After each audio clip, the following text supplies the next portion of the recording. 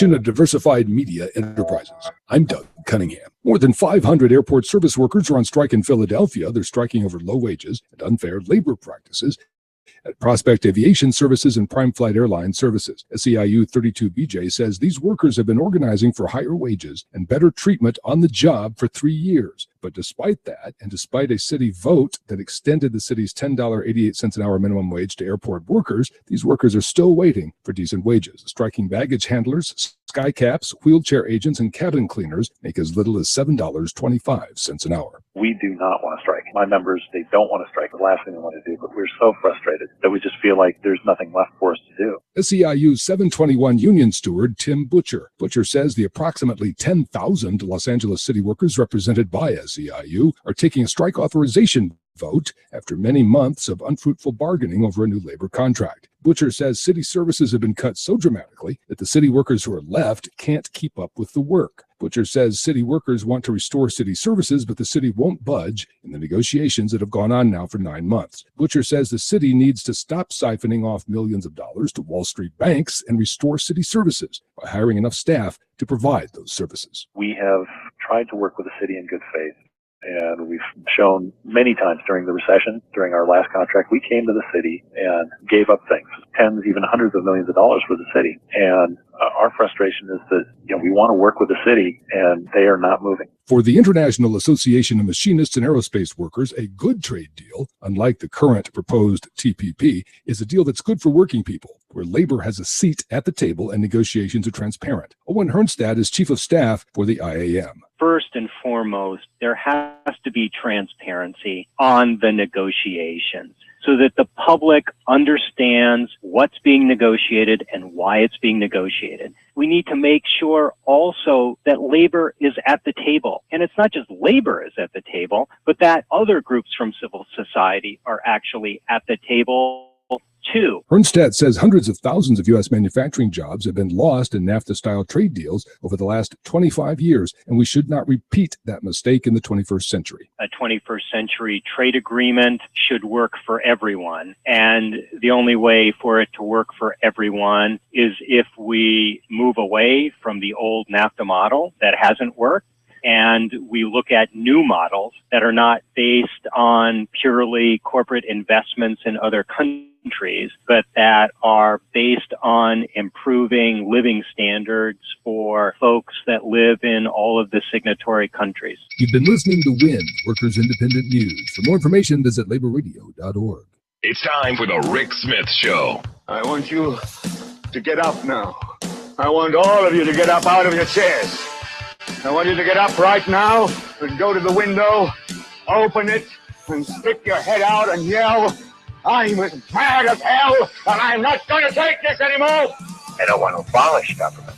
I simply want to reduce it to the size where I could drag it into the bathroom and drown in the bathtub. You bet I cut the taxes at the top. How dare you? How dare you? Go ahead, make my day. The Rick Smith Show starts now.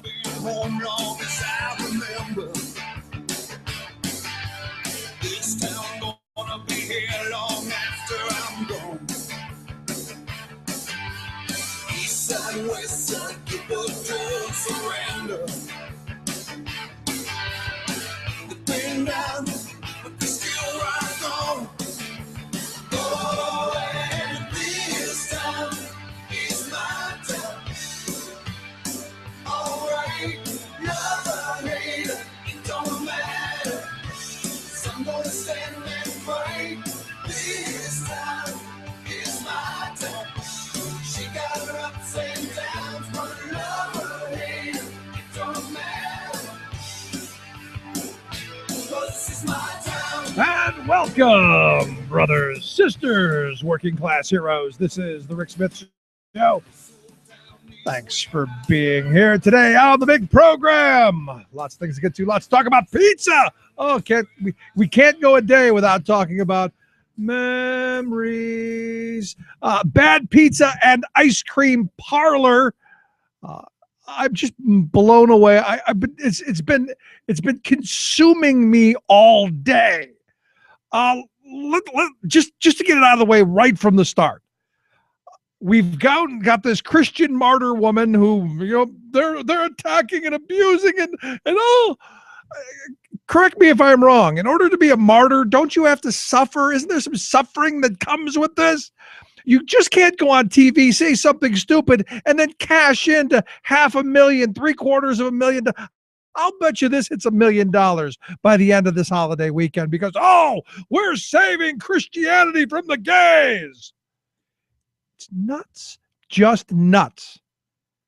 And I got to be honest, it's frustrating because I guess it just shows how ignorant a segment of our population is, how hateful, how mean-spirited, and just dumb. Really, they should publish the list of people who, we've got all these folks, they want lists. We should publish the list of people who donate to this so we can, get them the mental health treatment that they need. We're going to talk about that, and I'd love to hear your thoughts. 1-888-520-RICK, 1-888-520-7425. Also going to talk about what's going on next week. We're going to Chicago. Going to spend a couple of days in the Windy City as the mayoral election comes to at least the primary portion of it comes to a close. And I guess, whoever Rahm or Chewy, whichever one wins, they're most likely going to be elected mayor in November. But it'll be an interesting couple of days. We're going to go out and talk to some folks. We're going to talk about that today with Larry Hanley, president of ATU. Also, Micah Utrick's going to be here to talk about it from his perspective. I'm excited to hit back to the Windy City. I love Chicago. It's a nice place to go. Also, Isaiah Poole's going to be here to talk about how we get the corporate class to help carry their weight, maybe fund some infrastructure projects, put people back to work. Good stuff. Also going to talk about how we're going to end extreme inequality here in the United States, and maybe even go as far to end poverty. Let's try that. We tried once. We tried, and from its inception, conservatives have been against it, and so much for that good Christian nation value status that I find so interesting to look at. Before we get into all of that, this week has been an interesting week for me. We've got a representative Saylor who I just can't get this clip out of my head. And I got to be honest, when I was just an average worker, I loved working on prevailing wage jobs. When I could earn 2 to 3 times what I made an hour, and I was making a good salary when I wasn't working on prevailing wage. I just can't get that out of my head. When I was an average worker, When I was an average worker. Think about that, for how arrogant that sounds. Honestly, truthfully, think about how arrogant that is. When I was an average worker. Now, he goes on to, let me play that again because I still can't believe he said it. And I got to be honest, when I was just an average worker, I loved working on prevailing wage jobs. When I could earn 2 to 3 times what I made an hour. Not there. And I was making a good salary when I wasn't working on prevailing wage. All right. Well, he says that when I was an average worker, I used to work on prevailing wage jobs, and those prevailing wage jobs paid 2 to 3 times as much as my regular job. And, my first thought is, 1, how condescending. 2, how stupid. Really just dumb, plain dumb. Because that tells me that you're getting ripped off on all the other jobs you're doing. But I pair this in with the Tea Party think tank, who put out a press release, almost right after the this press conference. I can't call it a press conference. It was more like a photo op where they put out their position and then they ran away. Didn't take any questions from the general press, which again, I guess not surprising. But the Tea Party think tank came out with something that I found really very interesting. And it goes along with what Mr. Saylor says about how when he wasn't working prevailing wage jobs, he was losing, 2 to 3 times what he would have been making if he were working on a prevailing wage job. Which you got to wonder how bright he is, and I guess you got to wonder how bright the people who voted for him are. But the Tea Party think tank says in their little bullet point press release that we came across that according to the Association of Boroughs, they compared prevailing wage rates across the 67 counties in Pennsylvania, and they found that evil, no good prevailing wage exceeded the market by 30 to 75%. Now think about this for a second. If it was really, 75% above market wage, if you were making $20 an hour, the market rate they want you to believe is $5. And this is where I think really an explanation of what Pennsylvania's prevailing wage law does and how just kind of ludicrous these folks' position has been. The prevailing wage is just that. It's the wage most often paid. So, and this is the important part for people who aren't really all that intellectually astute, like our Representative Saylor, who just not quite getting it between the ears. It's the wage that's reported. It's the wage that people are reporting. And how does that happen? Well, the contractors report to the Department of Labor. This is what we paid for this job, and this is what we paid for this job. So the state sets that rate because we don't want to undercut people. We want to make sure that there's a good, solid local construction trade so that it thrives and it stays healthy and capable of doing what we need. I was thinking about it today. If Representative Saylor is honest, and I have no reason to believe that he is not being honest. I do believe that in all the years he was working, he was being cheated constantly. But that's between him and his employer, I guess. The reason that the wage is close to a union wage is because they're the ones proud enough to report that this is what we pay our people. Those contractors who are good, upstanding contractors say, look, this is what it cost us in labor costs to do this job, and this is what we pay. And if enough of them are doing that, that's the prevailing wage. Now you get the companies that I'm sure Mr. Saylor worked for who don't want anyone to know how little they're paying their contractors, who don't want anyone knowing that their contractors, that their workers are probably going to the state with their hand out going, hey, we need food stamps or school lunch programs or any of these other things, that we're subsidizing these bad actors. It makes me wonder why they don't. And the other part of it, and what's interesting to me, is these non-union contractors who don't report their wages. They do it for a couple reasons. One, they don't want the rest of the industry to know, and their non-union cutthroat competitors to know just how little their workers are making, because then they might steal them away. And they don't want the other workers knowing how much the guy next to them is making. Because if you find out the guy next to you making 30 cents an hour more, you're going to ask for 30 cents an hour more, and the boss doesn't want that. So what's interesting to me is you've got the Republican Party who is now turned into the party of, hey, let's slash workers' wages, and the party of lower wages and lower standard of living out here screaming that we can steal from these workers. And you've got these Tea Party think tanks like the Commonwealth Foundation going, yes, you could steal from them. Because here's what's interesting. They're saying that the wages are 30 to 75% above market value, which is ridiculous, and that they could steal back 10 to 30% of a construction cost. Now, those of us who know that any building project you do, 18 to 20% of the cost is going to be labor. So what they're saying when they actually say we can save 10 to 30%, they're saying that we can get the workforce to work for half of what they're working for at the low end, and they could pay us half of what they're working for on the other end. So only pay them half as much or get them to pay back half of what they would have earned. That's what they want us to believe. It's ridiculous. It's ludicrous. It's dumb, but it is what the business class and the corporatists want. This is what's known as redistribution of wealth, folks. And what they want to do is they want to pit middle-class working people against other middle-class working people. They want you to go, well, if you could steal out of your neighbor's pocket, it'd be less taxes for you. That's the game. Don't let them do it. To me, it's that simple.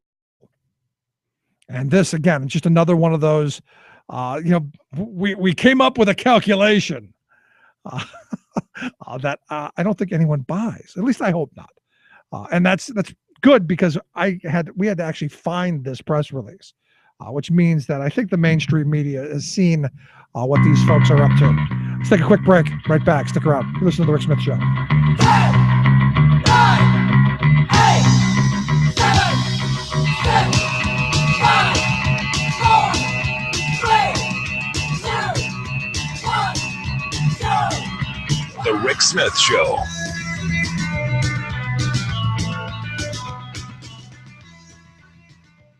I'm Rick Smith, and this is Labor History in 2.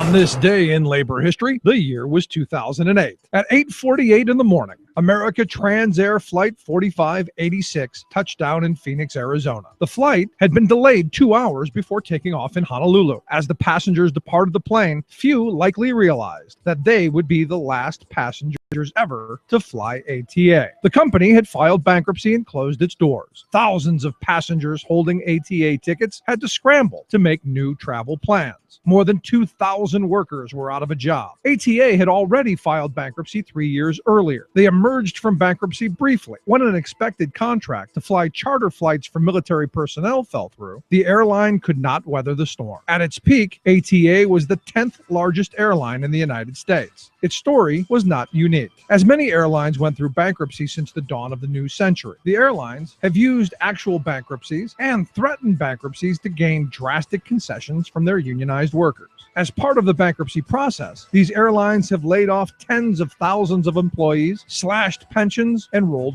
back benefits. The mantra from management was that to get through these tough times, there would have to be shared sacrifice. Yet not everyone was asked to share in that sacrifice. In 2003, American Airlines threatened bankruptcy to win $1.8 billion in concessions on wages and benefits from the 3 labor unions representing Americans' workers. But while workers sacrificed, top management continued to enjoy millions in retention bonuses and golden parachutes. In total, between 2001 and 2010, nearly 200,000 airline workers lost their jobs, and workers made $12 billion in concessions on wages and benefits. Yet by 2011, the average U.S. airline CEO had seen their compensation soar to more than $3.5 million.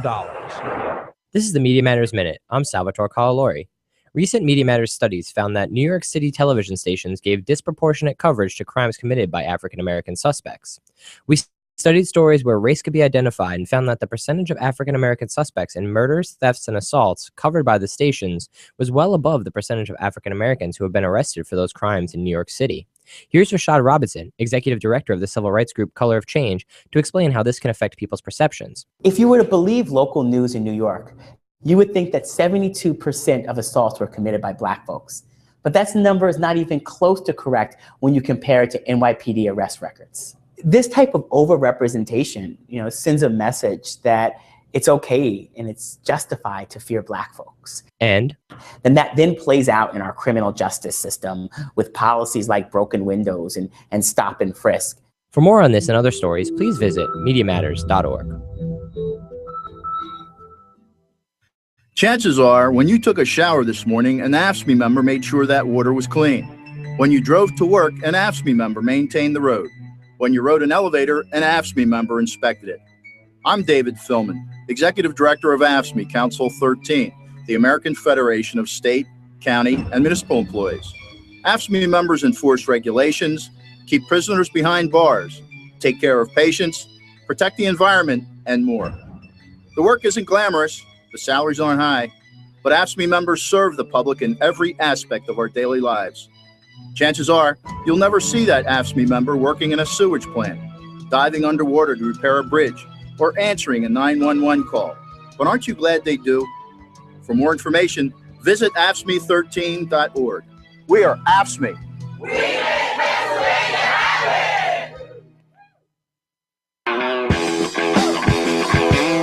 Remembering that united we bargain, divided we beg. Rick Smith. He's going the distance. He's going for speed. She's all alone in a time of need.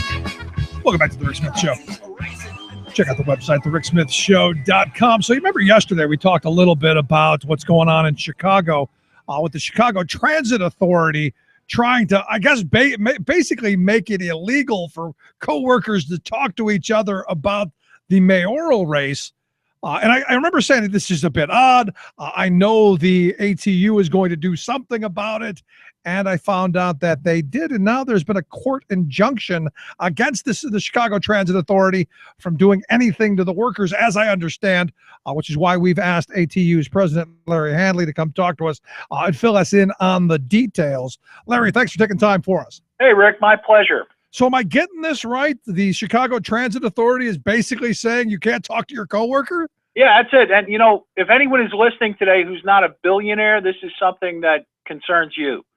Because what's happened in Chicago is that Rahm Emanuel has scooped up literally $30 million from very wealthy donors. Many of them are the same people who donate to the Rauner campaign, the notoriously anti-union, anti-worker governor of Illinois, the Republican. You know, these are hedge fund homies, as Karen Lewis calls them. They're pouring money in there to drown out the voices of regular people in Chicago.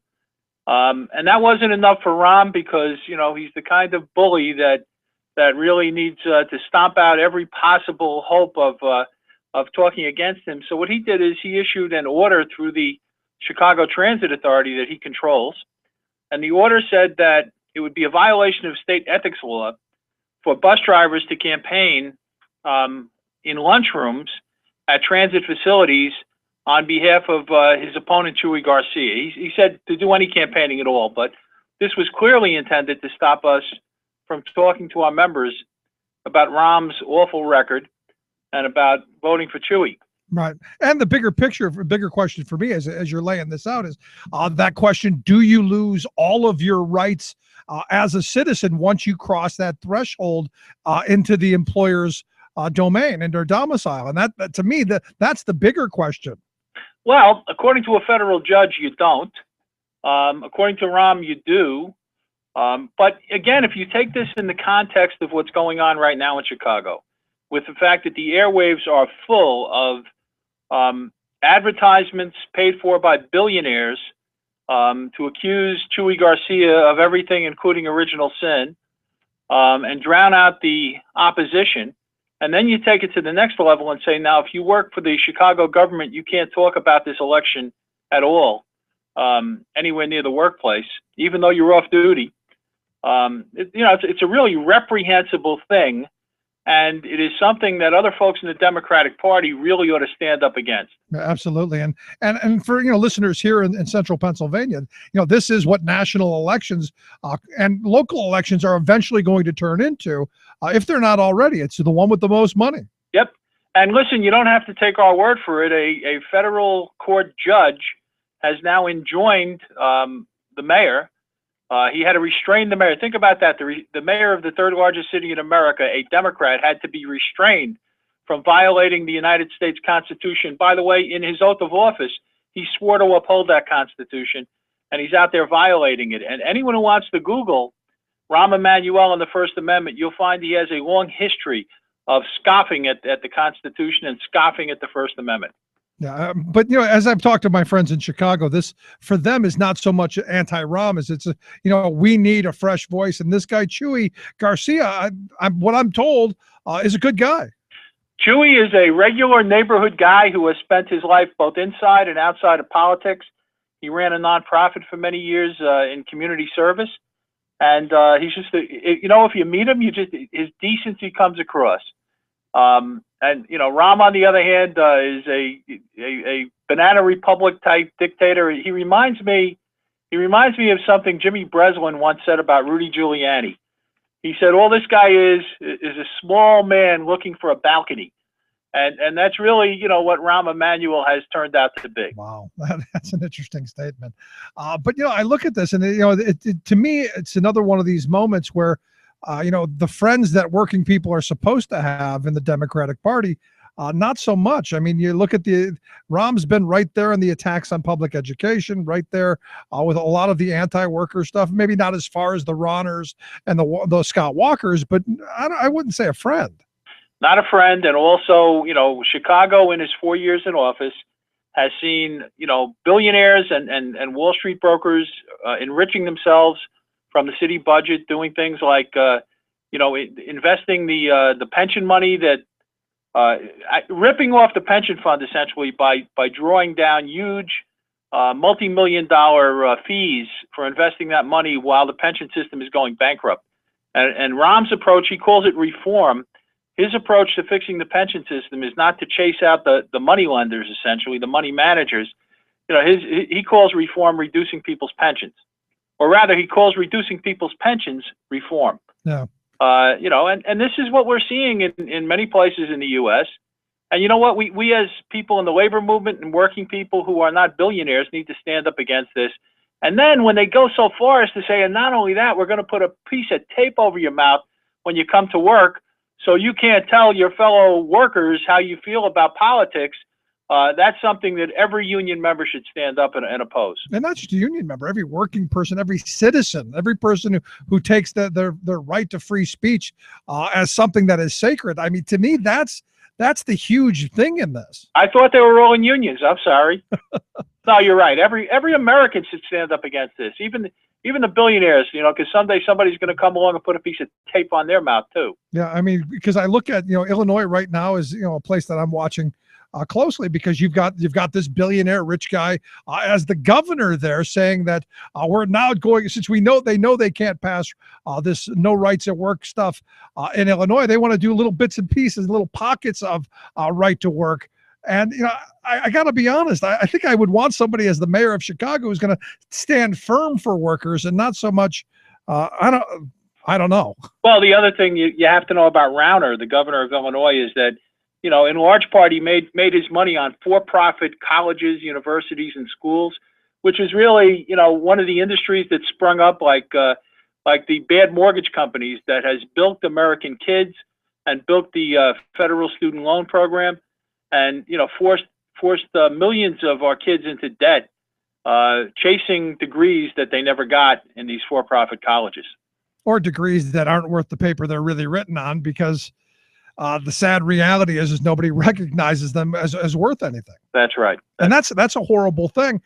And when you put on top of that, you've paid, probably well above what you would have paid to go somewhere else, because you were sold this convenience and all of this other stuff that, in most cases, you didn't even get to finish the degree. That's right. That's right. So walk me through this next week. What are we expecting this weekend? What are we expecting going into the mayor's race? Are we expecting a flood of more money? Because as I've seen the polls, if you can believe them, don't really look all that great. Yeah, the polls are tough, and the ruling class has really poured money in. I understand there are millions of dollars still pouring in to the Rahm Emanuel campaign. There is a spirit among the people in Chicago, though. If you go into the wards and talk to people in the churches, people are really raised up about this. The only question is how many of the people will be fooled by the massive advertising that's occurred. This is a real crisis for people in our country. It's the same effect that Fox News has. Roger Ailes knew exactly what he was doing when he started Fox News to go out and poison our culture. And Rahm Emanuel is doing essentially the same thing, and Rahm and his billionaires, by flooding the airwaves in Chicago because they have a money advantage. And really, if nothing else, the people in Chicago ought to pause for a moment and think about the, many ways that Rahm has sought to use his advantages, just like any other bully, to beat ideas into the ground and to beat ideas to a pulp. And the other thing that gets me is, I think back to my grandfather and his generation. And my grandfather always had a saying, if a rich guy's going to take a buck out of his pocket to tell you you don't need something, you better spend two to get it. Because my grandfather had like a visceral reaction to people of wealth trying to make their influence known. And I think at some point we have got to go back to that kind of visceral disdain for wealth trying to throw its weight around. Well, and we have to recognize it when we see it. And when you see all these negative commercials on television, you have to pause for a minute and say, wait a minute, who's behind this? Is it true? Is it real? And the problem is that when the ads run, 20 ads an hour per station, it's very hard to even pause and think. Yeah, especially when they're brought to you by the people who love puppies and the people who love sunny days and goldfish. That's right. And I get, but again, it comes back to that filter system. I mean, I think we're all so busy on the treadmill just trying to keep up to make it to the next day that maybe you're right. Maybe it's just going in and sticking in there without us actually knowing it. Yep. Well, we'll see. We'll find out something about that on Tuesday night. So we're going to be out there in Chicago to cover Monday and Tuesday into Wednesday as well. Will you be in Chicago? No, I don't think I'll be there, Rick, but my heart will be there. All right. We're going to make sure we talk to a number of your members and folks in and around the campaign to try and get a handle on things and be there. As I've been saying, this could be a history-making thing where the Democratic Party takes back its values. Could be. Let's see. Let's hope. Larry, I appreciate you taking time for us. Thanks, Rick. Always great talking with you, Larry Hanley, president of the Amalgamated Transit Union. Quick break. Right back after this. Stick around. You're listening to The Rick Smith Show. We're working people. Come to talk.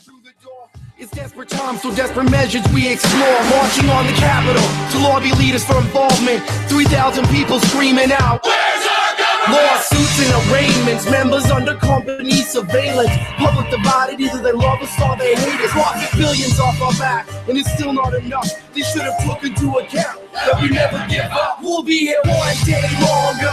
One day longer. The people's voice is stronger. We work hard for our money. We work hard for respect. Keep fighting for these rights for generations. It's next. One day longer. One day longer. The people's Your voice is working class stronger. radio experience, where hard work, common sense, and rational thoughts are a reality. The Rick Smith Show.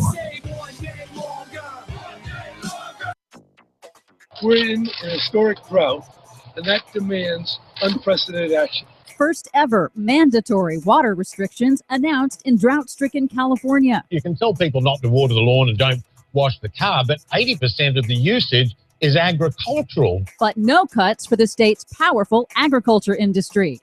Another offshore drilling tragedy in the Gulf of Mexico. Plus, the Senate Energy and Natural Resources Committee heard warnings today that a coal-burning society may be making things hot for itself. 35 years ago this week, even Walter Cronkite warned us about global warming. And that's the way it was. All of those stories and more straight ahead.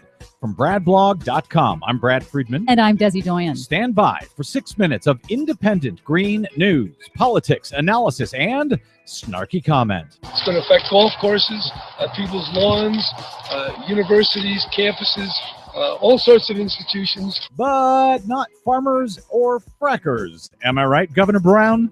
This is your Green News Report.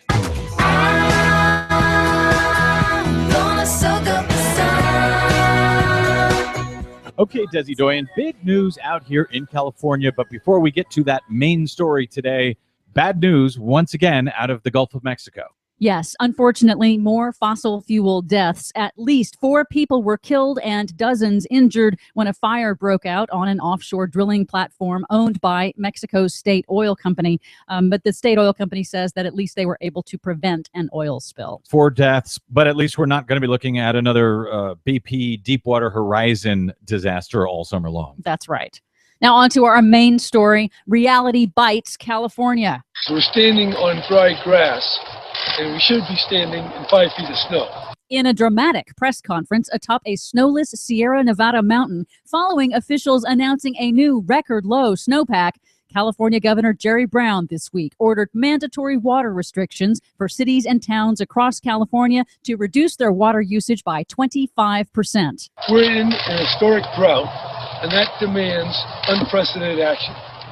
For that reason, I'm issuing an executive order mandating substantial water reduction across our state. Now, although the new restrictions were hailed as a good beginning, critics noted that it covers only urban users, which account for only 15% of the state's water. No cuts in water use will be required from the state's biggest water user, the powerful agriculture industry, which draws 80% of the state's water. And yes, global warming has amplified and intensified this historic drought. According to NASA scientist Ben Cook on CNN, he says it's only going to get worse. And the problem is that we expect with global warming in the coming decades and next century that, these droughts are going to come probably a little bit more often. They're probably going to be a little bit more severe.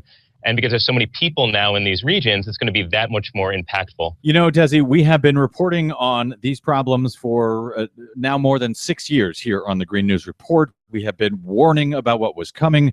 I had always thought somewhere in my brain that, the worst sort of long-term impacts would be felt first in places like Florida, the East Coast, where the sea levels were rising And storm damage is more severe. Correct. But for the sustained damage. And now, ironically enough, out here in California, we seem to be on the very front bleeding edge of this climate crisis as our state is now going through this unprecedented drought, and we are being forced to take unprecedented actions. Kind of ironic, given the fact that the state has been among the best in the country when it comes to environmental issues. Yeah, and what's sad is that scientists have been warning about these impacts for decades, and the climate change denial industry has been blocking action for decades. To give you an idea of just how long they've been blocking action, 35 years ago this week, in 1980, CBS News anchor Walter Cronkite warned America about global warming. Well, that's impossible. I thought that all the scientists were warning about global cooling back in the late 70s and 80s. To hear the deniers tell it,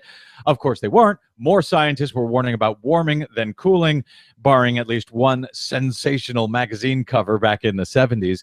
But even then, the clarion call was quite clear. We're going to play it out with this extended excerpt from that 1980 report by CBS News and Walter Cronkite, unearthed by journalist Peter Dykstra of dailyclimate.org, a report that we should have listened to 35 years ago this week. See video of the entire report and the rest of the stories we covered today at greennews.bradblog.com. I'm Brad Friedman. And I'm Desi Doyen. And this has been your Green News Report. The Senate Energy and Natural Resources Committee heard warnings today that a coal-burning society may be making things hot for itself. Researchers say increasingly large amounts of CO2 are accumulating in the atmosphere. They fear the Earth will gradually become warmer, causing as yet uncertain but possibly disruptive changes in the Earth's climate. If the Earth gets too warm, for example, ice caps could melt, raising the level of the seas. Changes of this magnitude are very probably going to have a profound effect on agriculture, on all aspects of energy use and generation, and on water and land use. One scientist put the urgency of the greenhouse potential in biblical terms, citing the warning given to Noah in the Old Testament. Noah knew trouble was coming, he said, and he prepared for it. Nelson Benton, CBS News, Capitol Hill.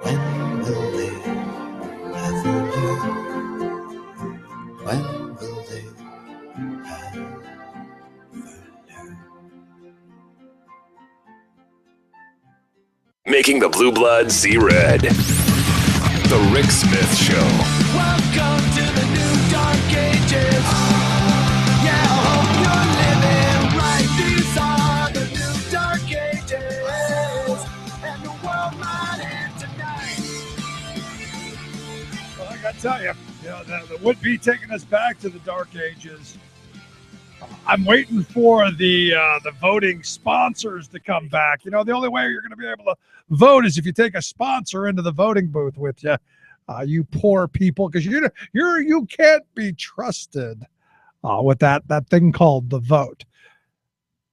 Honestly and truthfully, are you not outraged by the fact that a politician would attempt to silence people and make it, you could lose your job, you could be fined, you could be fired, you could be really just shut up on the shop floor, and even outside of the shop floor.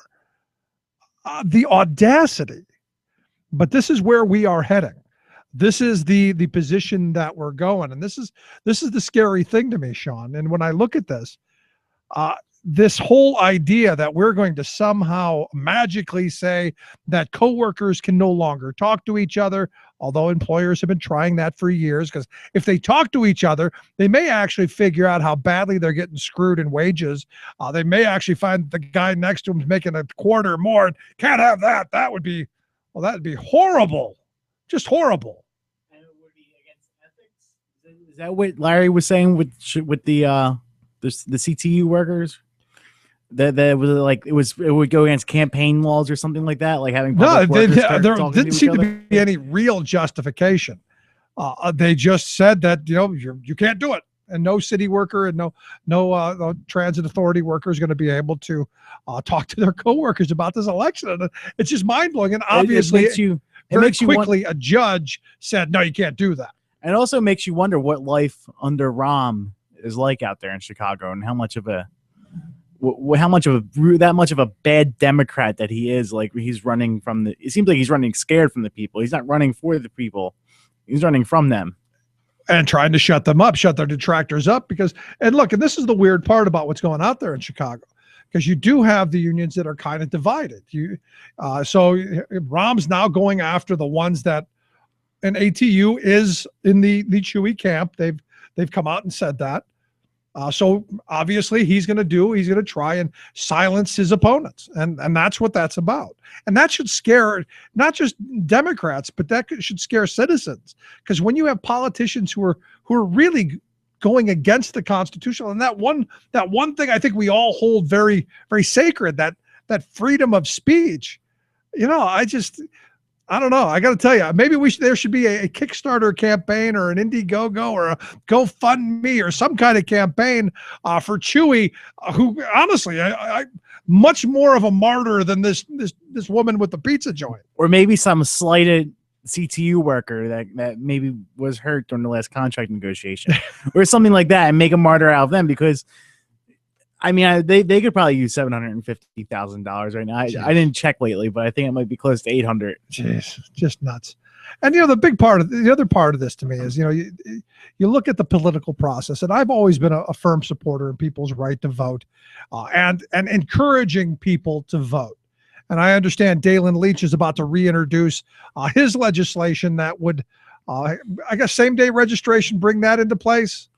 No, I think this is actually early. This is early voting. Okay. So basically in Florida, we all remember the stories of and watching how long it took people to vote in Florida in 2008, and they addressed that by going after early voting, which will let you can vote for 2 weeks prior to the election. Right. And that's what Dalen Leach would want to do. And now the one thing about Leach is usually he's 10 years ahead of everyone else on these type of issues. So maybe this is something we could work towards over the long haul. Because I know there are a number of bills, trying to get online registration. They're trying to get easier registration. I think there was one that brought up for a same day registration, and now early voting. To me, just seems all of those things seem right. We want to encourage people to participate.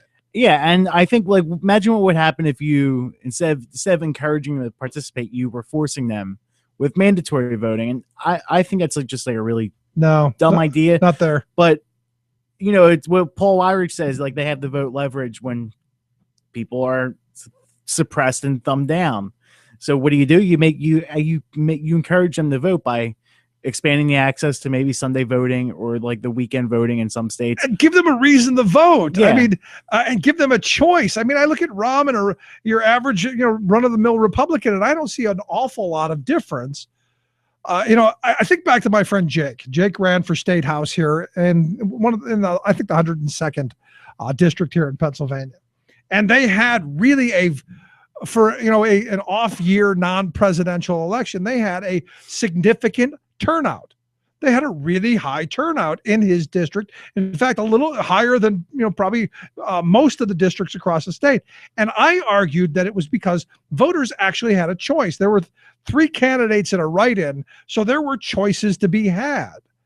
And I argue that if you give people a choice of folks to go out and vote for, I don't know that bad and less bad is a good choice, which is what we've kind of seen over the last 20 years of, you got a bad Republican and a less bad Democrat. Yeah, and wasn't the voter turnout a little bit higher than usual during the governor's race last time around with Wolf and Corbett going at each other? Yes. And why was that? Because you had Corbett or Wolf. You actually had choices into making this. It wasn't like you had Dan Honorado. You're gonna go back to beating up on poor Dan Honorado, huh? And the thing is the reason you can say his name is he showed it to you on paper and laid it out for you in that wonderful politically astute TV commercial. But no, look who the Democrats have been putting out there lately, within the past few years. You had Rendell, but you had Honorado and that whole entire campaign, Jack Wagner, and I don't even know who the other two were. Anthony Williams would have been Anthony Williams, who would have been the mayor from Pulaski, Scranton. or no? the mayor from Scranton, who then went on to the living wage, or no, the minimum the guy wage who gave all the city workers minimum wage. There was him, and then there was another guy that he's the one that I always forget because there were four of them that were just quite. Oh, there was Honorado. Duh. I even forgot about Honorado. Jeez, oh man. I thought the lieutenant governor's race then was so much better. In fact, I would have rather seen the guy who won the lieutenant governor's race, which was Scott Conklin. I would have rather seen him run for governor because I thought he was much smarter, much more politically in tune with how you get things done than Dan was. So, but because of that, we got 4 years of pain, suffering, misery, budget cuts, school cuts, and no solving the problem. So a lot of sacrifice, a lot of belt tightening, but not much in the way of solutions. It just, is what it was. Let's take a quick break. Right back after this. Stick around. You listen to The Rick Smith Show. We're working people on the top. Work at night. I got no time for living. Yes, I'm working all the time. It seems to me I could live my life a lot better than I think I am. I guess that's why they call me. They call me the working man. Making the blue blood see red. The Rick Smith Show. When you get fed up with all the greed and narcissism that seems to rule our country, a good way to restore your faith in humankind is to reflect on the generosity of Ron Reed, the philanthropist of Dummerston, Vermont. Mr. Reed was not a splashy, self-celebrating David Koch, Michael Dell, Richard DeVos type, whose altruism is dependent on how prominently their names are displayed on the facilities they endow. In fact, no one in Dummerston had a clue that Ronald James Reed was a man of wealth, much less a benefactor, until he died at age 92. Known around town as Ron, he was a quiet, unassuming, hard-working, and well-liked fellow who spent 25 years as a gas station employee, then 17 more as a janitor at the local J.C. Penney store. He drove a second-hand Yaris, gathered and cut down limbs for firewood, used safety pins to hold his well-worn coat together, and hated seeing anything go to waste. Some knew that Mr. Reed enjoyed collecting stamps and that he often checked out books from the local library. It was only after his death, however, that the town learned about another little hobby he enjoyed, picking stocks and making small investments. Turns out he was very, very good at it, which is how he was able to become a philanthropist. This February, local folks were astonished and delighted to learn that their modest neighbor had bequeathed $1.2 million to their library, the largest gift in its 129 years, doubling its endowment. He also gave $4.8 million to the area's hospital, the largest bequest it ever received. This is Jim Hightower saying he didn't even wait around for a public thank you, much less demand that he get tax write-offs and have his name engraved on the library facade. Mr. Ron Reed is an exemplar philanthropist, a genuine altruist who invested in the future of the common good. Hightower's commentaries are brought to you by the Hightower Lowdown, the monthly newsletter with Hightower's populist take on what the powers that be are up to. Find out more at hightowerlowdown.org. From United Nations headquarters in New York, this is your World in 2. I'm your host, Luke Vargas, with the Talk Radio News Service. 7 negotiating powers have agreed in principle to a nuclear agreement with Iran. That announcement was made today by EU Foreign Policy Chief Federica Mogherini in Lausanne. And the phrase she used to describe the deal, a comprehensive plan of action, is important, as no official deal has been reached, and there's still 3 months before the parties are expected to ink a formal arrangement at the end of June. Here's Mogherini, and it's a long quote. As Iran pursues a peaceful nuclear program, Iran's enrichment capacity, enrichment level, and stockpile will be limited for specific durations, and there will be no other enrichment facility than Natanz. Iran's research and development on centrifuges will be carried out on a scope and schedule that has been mutually agreed. Fordow will be converted from an enrichment site into a nuclear, physics, and technology center. To recap and add some key details, Iran will cut its number of active uranium centrifuges by 2/3 for the next decade and concentrate all enrichment at one facility. No new facilities can be built for 15 years. Another facility, an underground complex, is to be recommissioned into a nuclear research and science center, and sanctions imposed by the US, EU, and United Nations are to lift simultaneously upon completion of a number of nuclear-related objectives by Iran. UN monitors will remain in Iran for the next 25 years to monitor compliance on a range of issues. There's a lot to get to here, but I'll leave the final word to President Barack Obama. Do you really think that this verifiable deal, if fully implemented, backed by the world's major powers, is a worse option than the risk of another war in the Middle East? For more global news headlines, visit talkradionews.com. Standing up to conservatives and corporatists every weeknight. The Rick Smith Show. I'll send an SOS to the world. I'll send an SOS to the world. I hope that someone gets mine. I hope that someone gets mine. Welcome back to the Rick Smith Show.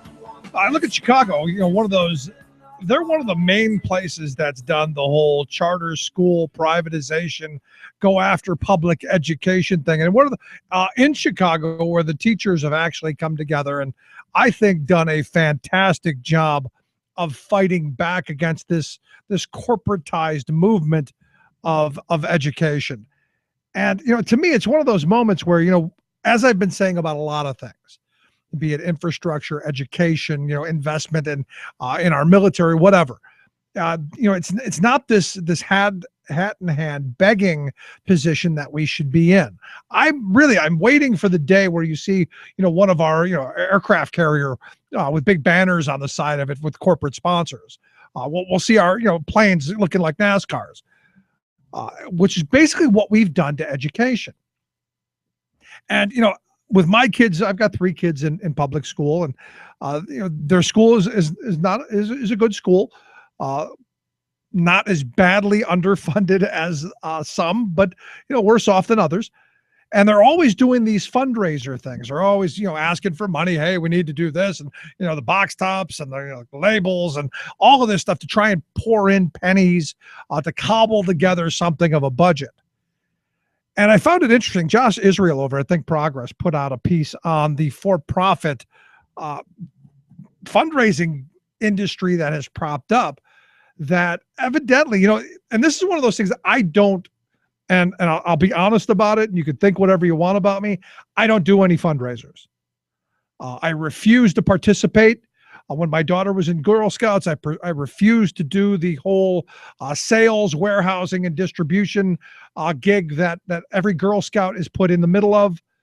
I just said, how much do you need? Here's $50, here's $100, here's whatever. Just because that will go directly to what you need. Because I understand, look, a large portion of it is taken up. But these now for-profit fundraising companies that have popped up, they're taking almost half. So almost half of every dollar that you think you're donating is going to these for-profit companies. And as I was reading through the article, you go, every school needs these fundraisers nowadays. They're always begging for money. And we're turning our children into little beggars. Instead of a tin cup for their pencils, they should just have a tin cup. Put them out on the street corner with, and sell the pencils. And I'm of the mindset we should just be funding education as a matter of course and not having to go through all of these loopholes and all of these, these gymnastics and all of this stuff. Because it's supposed to be about education. And what the article goes into, a lot of schools are taking actual instruction time to have these rallies to get the kids all fired up about going and selling the gadgets or whatnots, or getting people to pledge and sponsor for their walk and runs and all of this stuff instead of actually learning math and arithmetic and all this other stuff. And again, you go back and you look at this stuff and you just kind of got to wonder what we've done to public education in this country, to where we've turned our kids into little beggars and our teachers into prospective cheaters. And I look at this story out of Atlanta, and we've talked about what's gone on down with the cheating scandal in Atlanta for a couple of years now. Now they're actually, they're looking at putting teachers in jail under RICO laws, under racketeering charges that they didn't bother to use on those criminal bankers.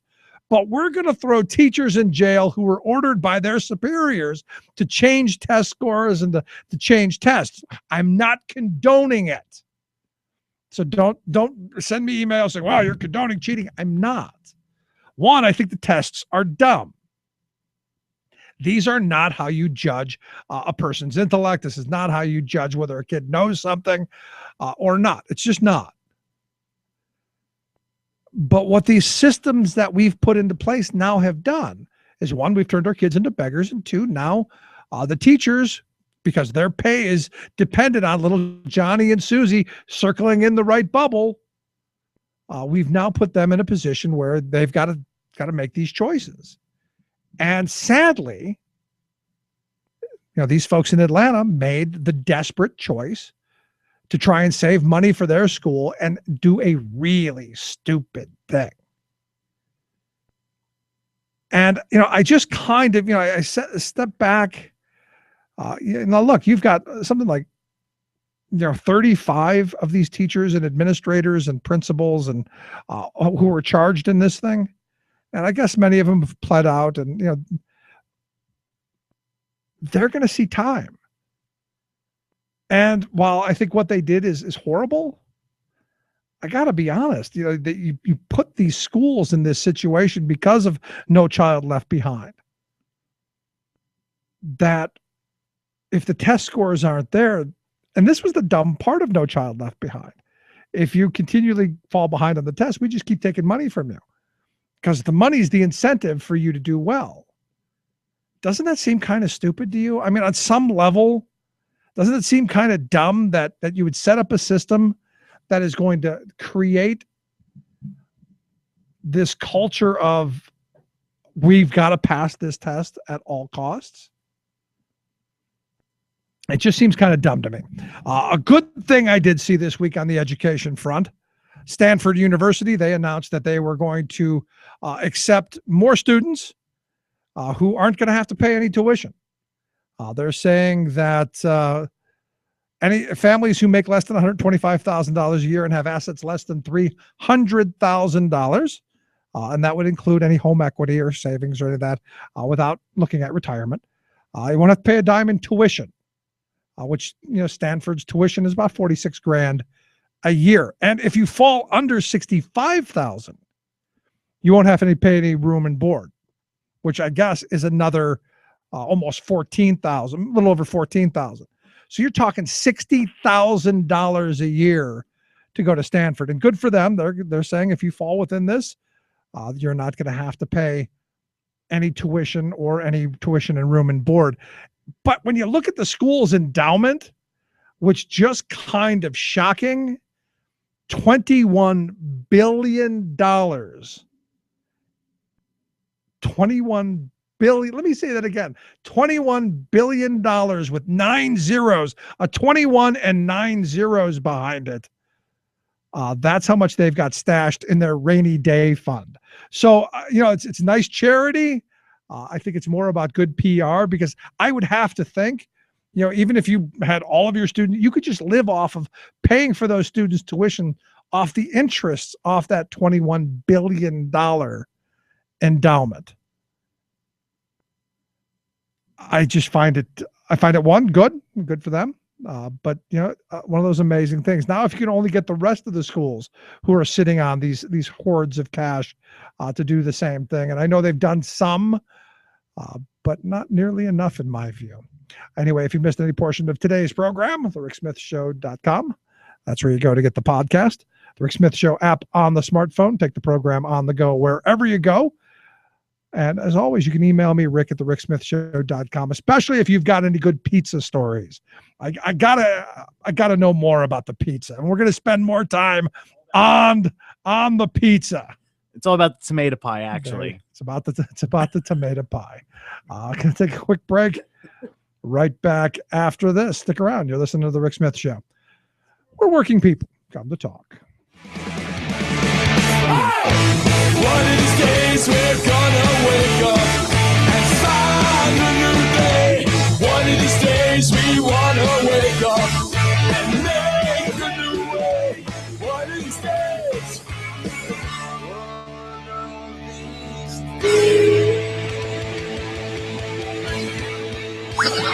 The Rick Smith Show, changing America for the better. You're listening to The Rick Smith Show. For more information, go to thericksmithshow.com. If you've missed any portion of the program, you can download the podcast at thericksmithshow.com. You're listening to WIN, Workers Independent News, a production of Diversified Media Enterprises. I'm Doug Cunningham. More than 500 airport service workers are on strike in Philadelphia. They're striking over low wages and unfair labor practices at Prospect Aviation Services and Prime Flight Airline Services. SEIU 32BJ says these workers have been organizing for higher wages and better treatment on the job for 3 years. But despite that, and despite a city vote that extended the city's $10.88 an hour minimum wage to airport workers, these workers are still waiting for decent wages. Striking baggage handlers, skycaps, wheelchair agents, and cabin cleaners make as little as $7.25 an hour. We do not want to strike. My members, they don't want to strike. The last thing they want to do, but we're so frustrated that we just feel like there's nothing left for us to do. SEIU 721 union steward Tim Butcher. Butcher says the approximately 10,000 Los Angeles city workers represented by SEIU are taking a strike authorization vote after many months of unfruitful bargaining over a new labor contract. Butcher says city services have been cut so dramatically that the city workers who are left can't keep up with the work. Butcher says city workers want to restore city services, but the city won't budge in the negotiations that have gone on now for 9 months. Butcher says the city needs to stop siphoning off millions of dollars to Wall Street banks and restore city services by hiring enough staff to provide those services. We have tried to work with the city in good faith, and we've shown many times during the recession, during our last contract, we came to the city and gave up things, tens, even hundreds of millions of dollars for the city. And our frustration is that, we want to work with the city and they are not moving. For the International Association of Machinists and Aerospace Workers, a good trade deal, unlike the current proposed TPP, is a deal that's good for working people, where labor has a seat at the table and negotiations are transparent. Owen Hernstad is chief of staff for the IAM. First and foremost, there has to be transparency on the negotiations so that the public understands what's being negotiated and why it's being negotiated. We need to make sure also that labor is at the table. And it's not just labor is at the table, but that other groups from civil society are actually at the table too. Hernstad says hundreds of thousands of U.S. manufacturing jobs have been lost in NAFTA-style trade deals over the last 25 years, and we should not repeat that mistake in the 21st century. A 21st century trade agreement should work for everyone, and the only way for it to work for everyone is if we move away from the old NAFTA model that hasn't worked, and we look at new models that are not based on purely corporate investments in other countries, but that are based on improving living standards for folks that live in all of the signatory countries. You've been listening to WIN, Workers Independent News. For more information, visit laborradio.org. Standing up to conservatives and corporatists every weeknight. The Rick Smith Show. So now you see the light. Hey, stand up for your right. Come on, get up, stand up. Stand up for your right. Get up, stand up. Don't give up the fight. Welcome back to The Rick Smith Show. Check out the website, thericksmithshow.com. Questions, comments, something on your mind. You can email me, Rick at thericksmithshow.com. So, as I've said, Monday, Tuesday, next week, we're going to be in Chicago. I'm going to do a pre-record on Wednesday from Chicago during the election hours to get folks' reactions to whatever the results are going to be. And I'm really excited because there's an opportunity, really, as I see it, for the Democratic Party to reassert some of its actual democratic principles. I find that to be just the outside chance of it happening to be fairly exciting. Here to give us kind of the lay of the land, I've asked Micah Utrick. He's associate editor over at In These Times there in Chicago to come talk to us. Micah, thanks for taking time for us. Thanks for having me on. So, I look at this and, I've been kind of thinking this is an opportunity for, the Democratic Party to maybe, become a Democratic Party again. Well, it's certainly a battle, part of the battle that we've seen nationwide over what's usually characterized as what the soul of the Democratic Party is going to be, right? Is it going to be people like Rahm Emanuel and Hillary Clinton who, don't bat an eye at hosting fundraisers with folks on Wall Street. Rahm Emanuel himself, as people sometimes forget, actually worked as an investment banker on Wall Street for 2 years before he ran for office. I mean, those are the kind of people that are going to make up the Democratic Party, or is it going to be the more progressive wing, Elizabeth Warren or Bill de Blasio in New York? That's definitely part of what's going on here. But it's also worth mentioning that what makes Chicago a little different from how that fight is playing out nationwide is that here the movements, the grassroots movements in the city, are the ones who have really pushed the agenda on that towards that more left-wing vision of Democratic Party politics. That it's not just like there was a Bill de Blasio who saw an opportunity to come in and get elected if he spouted some populist rhetoric. I mean, this is in Chicago. It's really genuinely come from the bottom up, from the Chicago Teachers Union strike and mental health clinic struggles and all of this stuff. It makes it a little different from that debate about the Democratic Party's future that's going on in the rest of the country. Right. Now, we just had Larry Hanley on, the president of the Amalgamated Transit Union, and they're supporting, obviously, the mayor's opponent, Chuy Garcia. And, I guess the mayor actually tried to silence all of the bus drivers and the CTA workers there in Chicago.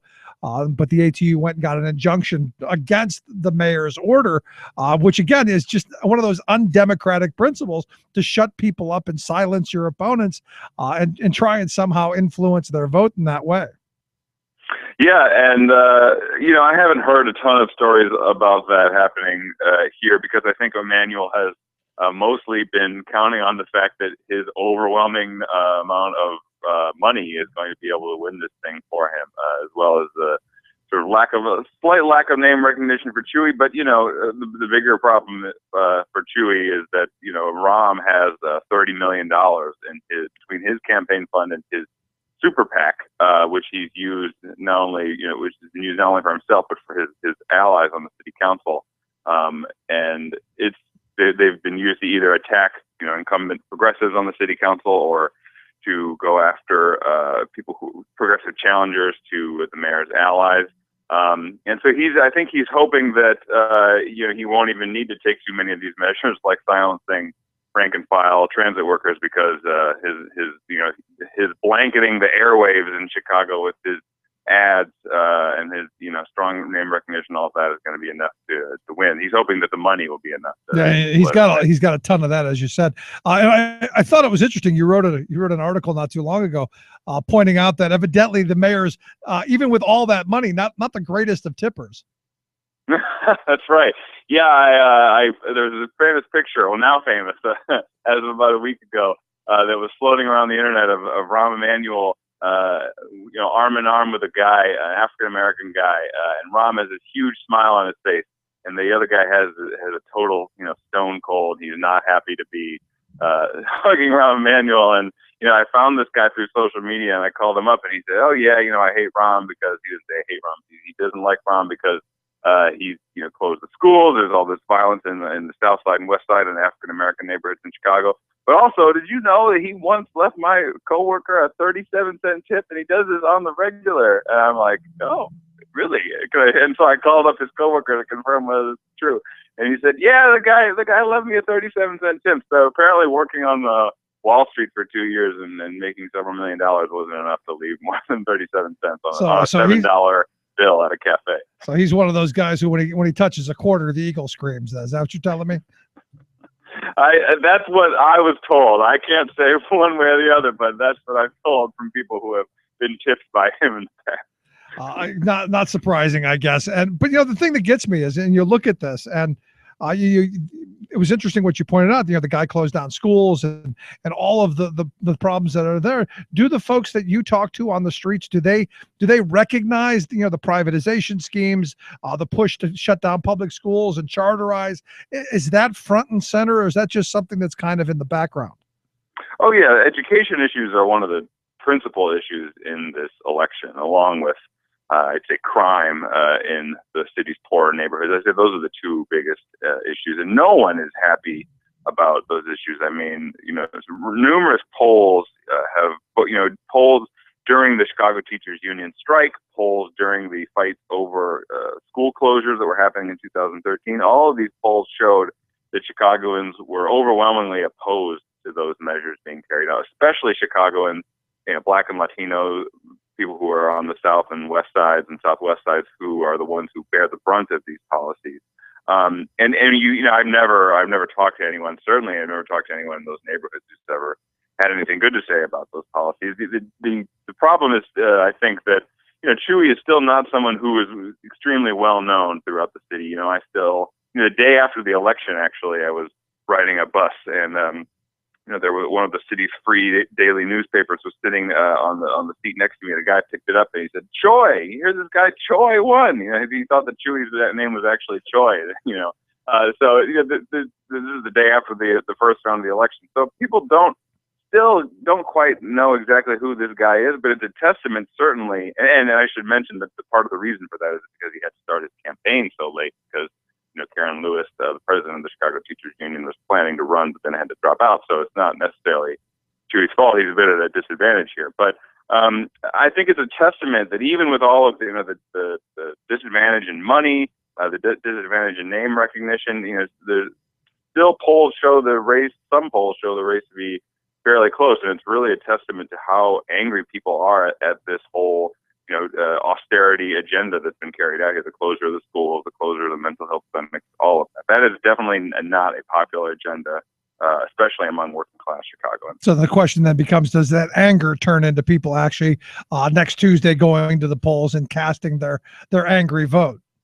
That'll be the question. There are a number of pre-election polls that some show Rahm with strong leads. Of course, the Garcia camp is claiming that they've got polling that shows they're in good shape. I've heard of more that are showing that Rahm is in the lead, but if you can remember, for those who are outside of Chicago, that before the first round of elections happened on February 24th, right, all of the polls showed that Rahm Emanuel was going to win outright, or win, take the plurality at maybe 49%. And Rahm came in at 45%.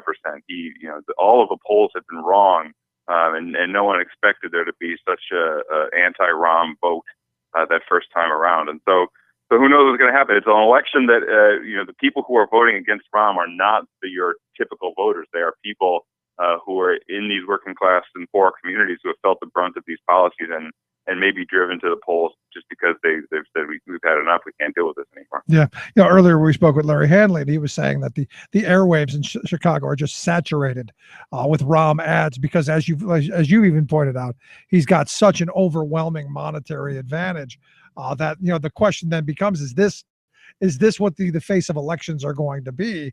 Where just the person who can beat you over the head with the most television and radio ads wins.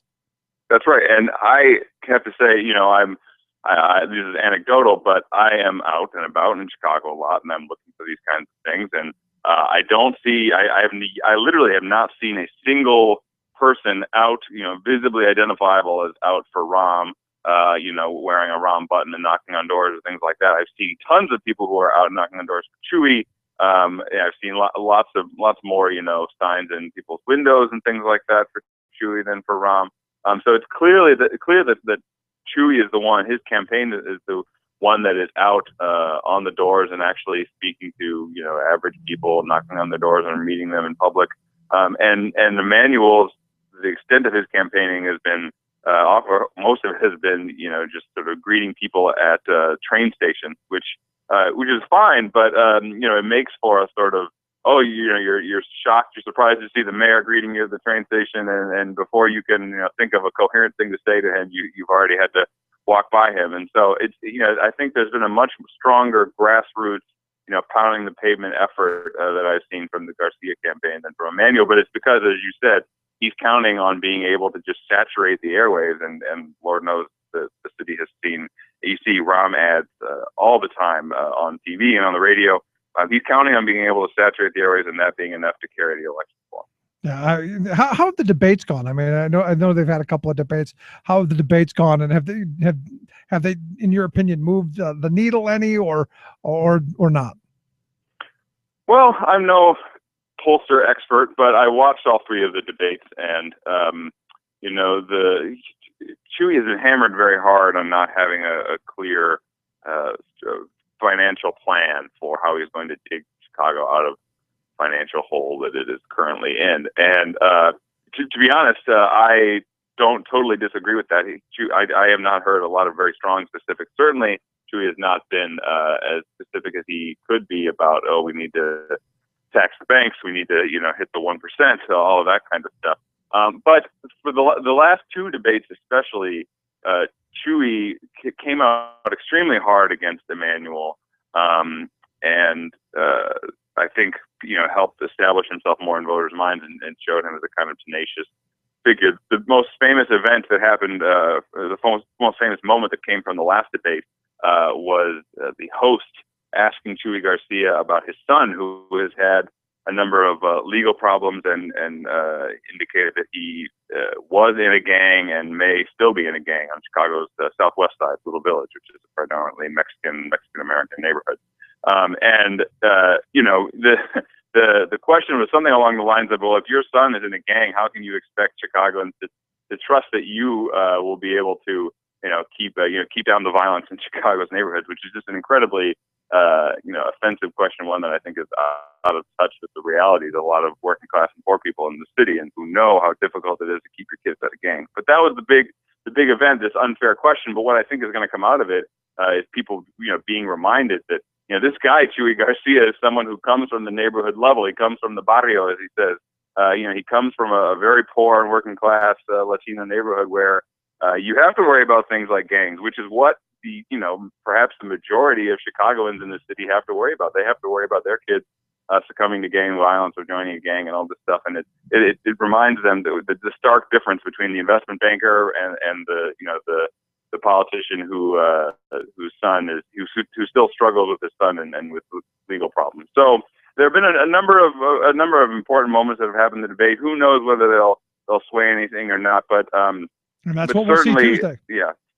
Certainly, they've shown a more aggressive side of Chewy than we've seen in the past. And that's what we'll see on Tuesday. Last question I've got for you: what's it going to take for him to win?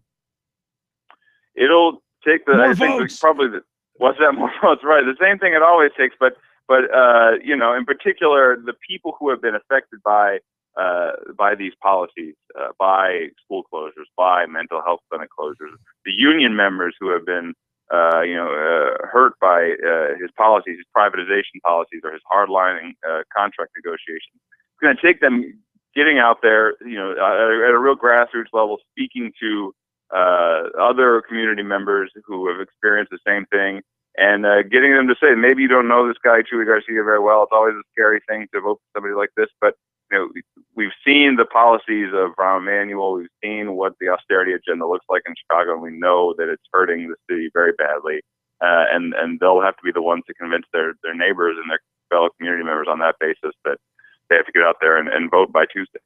It'll be interesting, and that's why we're looking forward to be out in your neck of the woods there in Chicago come next week to cover this, and maybe we'll see history. I don't know. Mike, I appreciate you taking time for it. It's always great to have you on the program. Always good to be here. Thanks so much, our good friend Micah Utrick, assistant editor over In These Times. We've got a link to his. You want to check out his work? Go to thericksmithshow.com. Click on Micah Utrick's name. Take you right there so you can read his coverage of this. Let's take a quick break. Right back. Stick around. You listen to The Rick Smith Show. We're working people. Come to talk. This is why we fight, why we violate. This is why we fight. Finally, radio for the rest of us. Rick Smith. I'm Rick Smith, and this is Labor History in 2.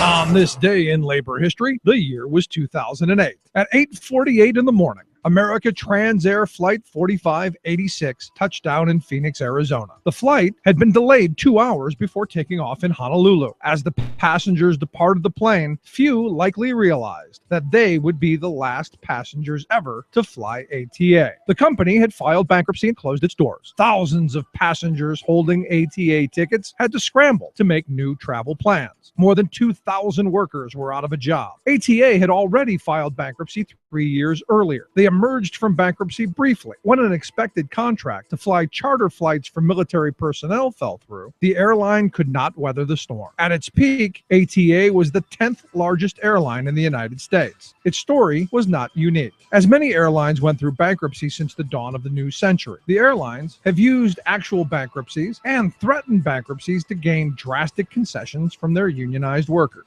As part of the bankruptcy process, these airlines have laid off tens of thousands of employees, slashed pensions, and rolled back benefits. The mantra from management was that to get through these tough times, there would have to be shared sacrifice. Yet not everyone was asked to share in that sacrifice. In 2003, American Airlines threatened bankruptcy to win $1.8 billion in concessions on wages and benefits from the three labor unions representing Americans' workers. But while workers sacrificed, top management continued to enjoy millions in retention bonuses and golden parachutes. In total, between 2001 and 2010, nearly 200,000 airline workers lost their jobs, and workers made $12 billion in concessions on wages and benefits. Yet by 2011, the average U.S. airline CEO had seen their compensation soar to more than $3.5 million. Tales of American Political History with Clinton Porter Hackney. We've been talking about the military plane crash near Waycross, Georgia, that created America's state secrets doctrine. That it took 163 years to establish the doctrine makes this case a clear marker along our path to becoming the world's most powerful nation and how that has changed things. After the Supreme Court ruled in favor of the Air Force, the widows of the crash accepted a $170,000 settlement. But the irony in the case came when the investigation files were declassified in 1996. The documents revealed little about the electronics tests that had prevented disclosure earlier, and did show that the Air Force was negligent in allowing the plane to fly. In today's world of terrorism, the secrets doctrine is asserted often, but the declassified documents of the B-29 crash show that the case that gave birth to the doctrine also showed the doctrine's potential for abuse. This is Clinton Porter Hackney at cphackney.com. Chances are, when you took a shower this morning, an AFSCME member made sure that water was clean. When you drove to work, an AFSCME member maintained the road. When you rode an elevator, an AFSCME member inspected it. I'm David Philman, Executive Director of AFSCME Council 13, the American Federation of State, County, and Municipal Employees. AFSCME members enforce regulations, keep prisoners behind bars, take care of patients, protect the environment, and more. The work isn't glamorous, the salaries aren't high, but AFSCME members serve the public in every aspect of our daily lives. Chances are, you'll never see that AFSCME member working in a sewage plant, diving underwater to repair a bridge, or answering a 911 call. But aren't you glad they do?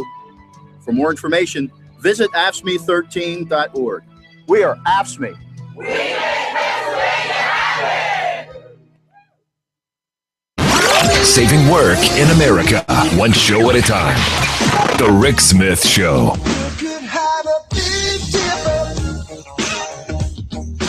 Going up and down, all around the bends. You could have a So Janice sent me an email. Right, Janice writes, I heard your segment on Amazon's non-compete clause, and she says, I guess you didn't see it. They have rescinded these clauses.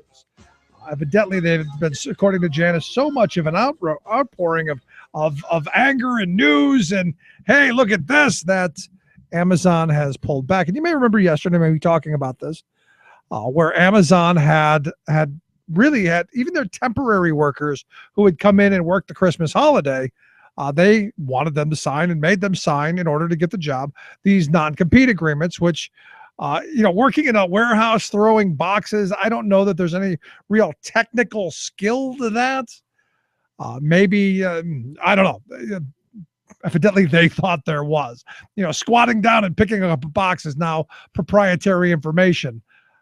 And this is a good thing because, look, at the end of the day, these non-compete agreements are ridiculous and stupid, especially when you're talking about warehouse work or sandwich making like Jimmy John's had gotten away with, barring workers from going anywhere else to work where they make sandwiches, which basically means any restaurant in the entire free world. And, again, as I've said yesterday, these agreements obviously aren't enforceable, especially at that level. But look, how many people actually know that? And how many people are willing to take the chance that maybe they are? And it may, at some level, stop people from moving back and forth. And to me, what this shows is that we the people, the working folk here in the country, if we unite, if we, and this is a big if we stand up and say this is wrong, things can change.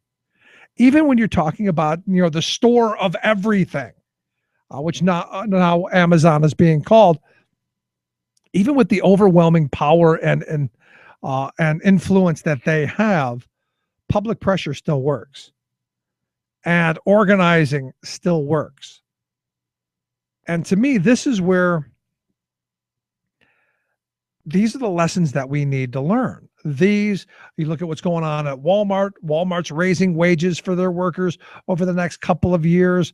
Granted, not fast or high enough, but the pressure is there. The pressure is there for the fast food industry. McDonald's just announced that they were going to raise the wages to $1 above the local minimum wage for all of their 90,000 employees that fall under their company stores. Now understand, the vast majority of McDonald's are owned by local franchisees. That will have nothing to do with them, which is why, again, I keep going back to, this is why you organize. This is why you push the 15 in a union, to me, is a good idea. But more importantly, sitting down and looking at the local books. Yeah, maybe the local guy isn't doing as well as the guy across town. The idea is not to put people out of work, but to make sure everyone gets a share of it. To me, that's the thing. And the lesson I think that we should be learning from all of this is that public pressure and people power matter. While the Rahm Emanuels of the world may have $30 million to run a mayor's race, which I got to be honest, is just, if that doesn't make you, even if you believe money is speech, that should not be allowed to happen. That is just lopsided. And the fact that Chewy's even in this is pretty amazing. Now, what I've often said is, the moneyed interest may have all the money, but we've outprocreated them. I don't know if that's so much true anymore when you look at how much they're spending on this stuff. So while we're out in Chicago over the next weekend and the Monday and Tuesday to cover this race, I'll be looking for a couple of things. One, the grassroots, the number of people we get to talk to who, they're not on the payroll. They're not the mayor's handmaidens. To see average everyday people in their lives and seeing how things are affecting them and the motivations here. That's kind of what I'm looking for, along with, the grassroots groups are out there knocking on doors and doing the hard work and in the streets. That's, I think, what's going to be very interesting. And, much the reason we went to Wisconsin in 2011. This could be that spark. This could be that historical moment where you go, yeah, that's when the wave started. This is where maybe this could be that wave of positive things that begin to happen. Much like Walker was the start of the wave of negative and destructive things. Maybe this could be that changing of the tide and changing of the political landscape. And maybe that's us. Hopefully, I'm hoping for this. We begin to expel some of the corporate Democrats and have a serious conversation about how do we get money out of this gig? How do we make it about the people again? How do we make it about inclusion and bringing folks into the process instead of just preaching to them with television and radio ads that only go, and this is what blows my mind, that only go to enrich the huge corporations. So we'll see. I would be interested in your thoughts, your questions, your comments, what I should see while I'm in Chicago. My daughter says I got to go back to the Bean. She loves the Bean. And of course the Navy Park, and we got to get pizza at the little place there across from the Bean. There's a whole bunch of things I got to do while I'm there, and of course seeing a couple of good friends and all of that. But I'm looking forward to it. And I hope you'll enjoy it. We're going to take a quick break. Right back after this. Stick around. You're listening to The Rick Smith Show. For the homeless, for the poor, who cares about the deficit? We want a glorious war. Or was it a shell game from the master of the cloak and dagger? You're listening to The Rick Smith Show. We're in an historic drought, and that demands unprecedented action. First ever mandatory water restrictions announced in drought-stricken California. You can tell people not to water the lawn and don't wash the car, but 80% of the usage is agricultural. But no cuts for the state's powerful agriculture industry. Another offshore drilling tragedy in the Gulf of Mexico. Plus, The Senate Energy and Natural Resources Committee heard warnings today that a coal-burning society may be making things hot for itself. 35 years ago this week, even Walter Cronkite warned us about global warming. And that's the way it was. All of those stories and more straight ahead. From BradBlog.com, I'm Brad Friedman. And I'm Desi Doyen. Stand by for 6 minutes of independent green news, politics, analysis, and snarky comment. It's going to affect golf courses, people's lawns, universities, campuses, all sorts of institutions. But not farmers or frackers. Am I right, Governor Brown? This is your Green News Report.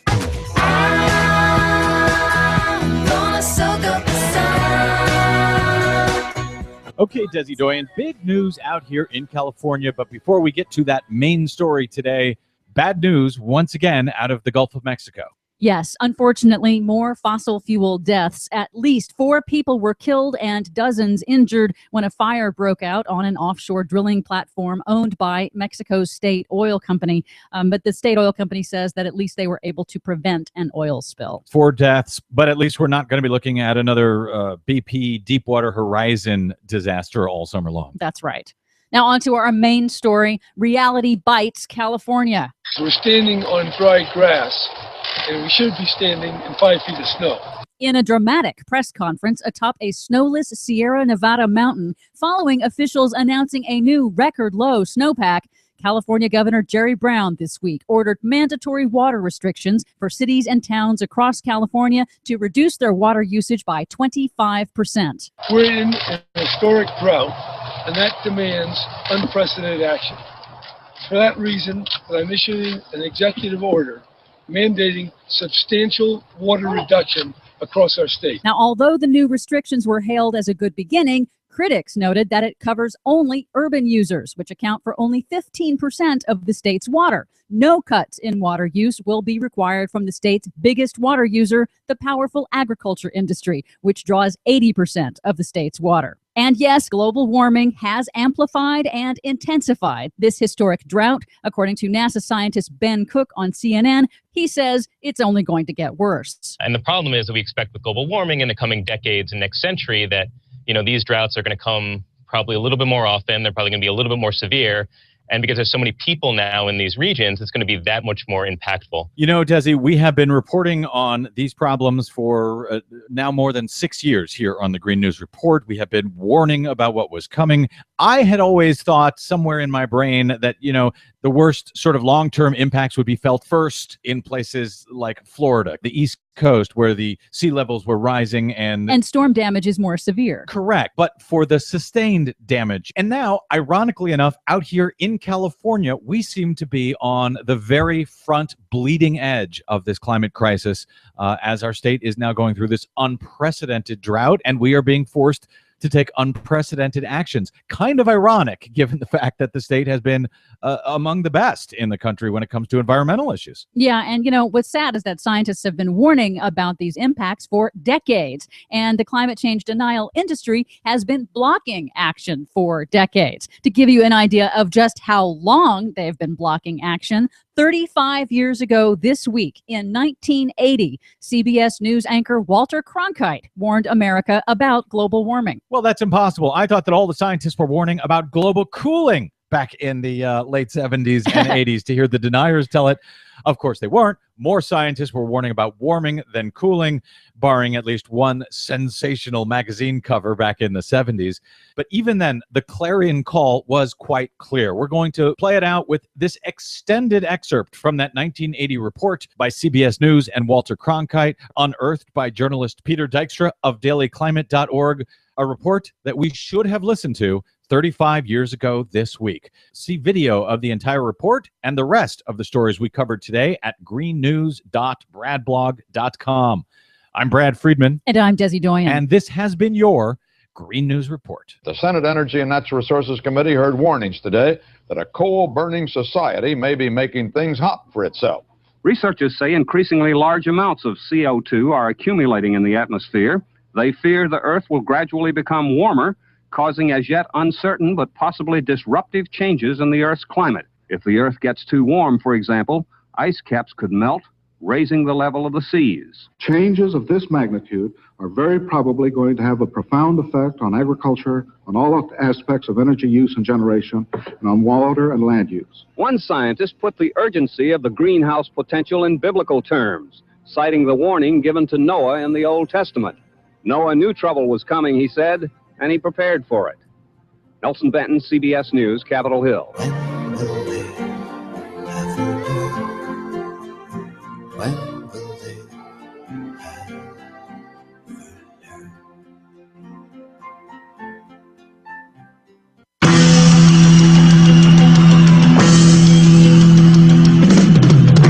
Monday morning feels so bad.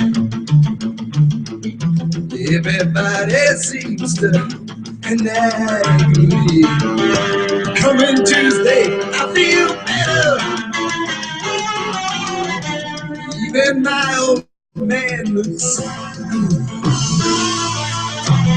These Wednesdays go so slow. Thursday, I don't know. I got Friday on my mind.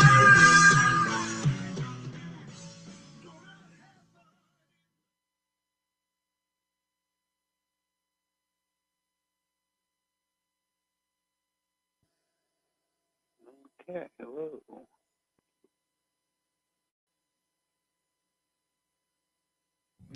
Up.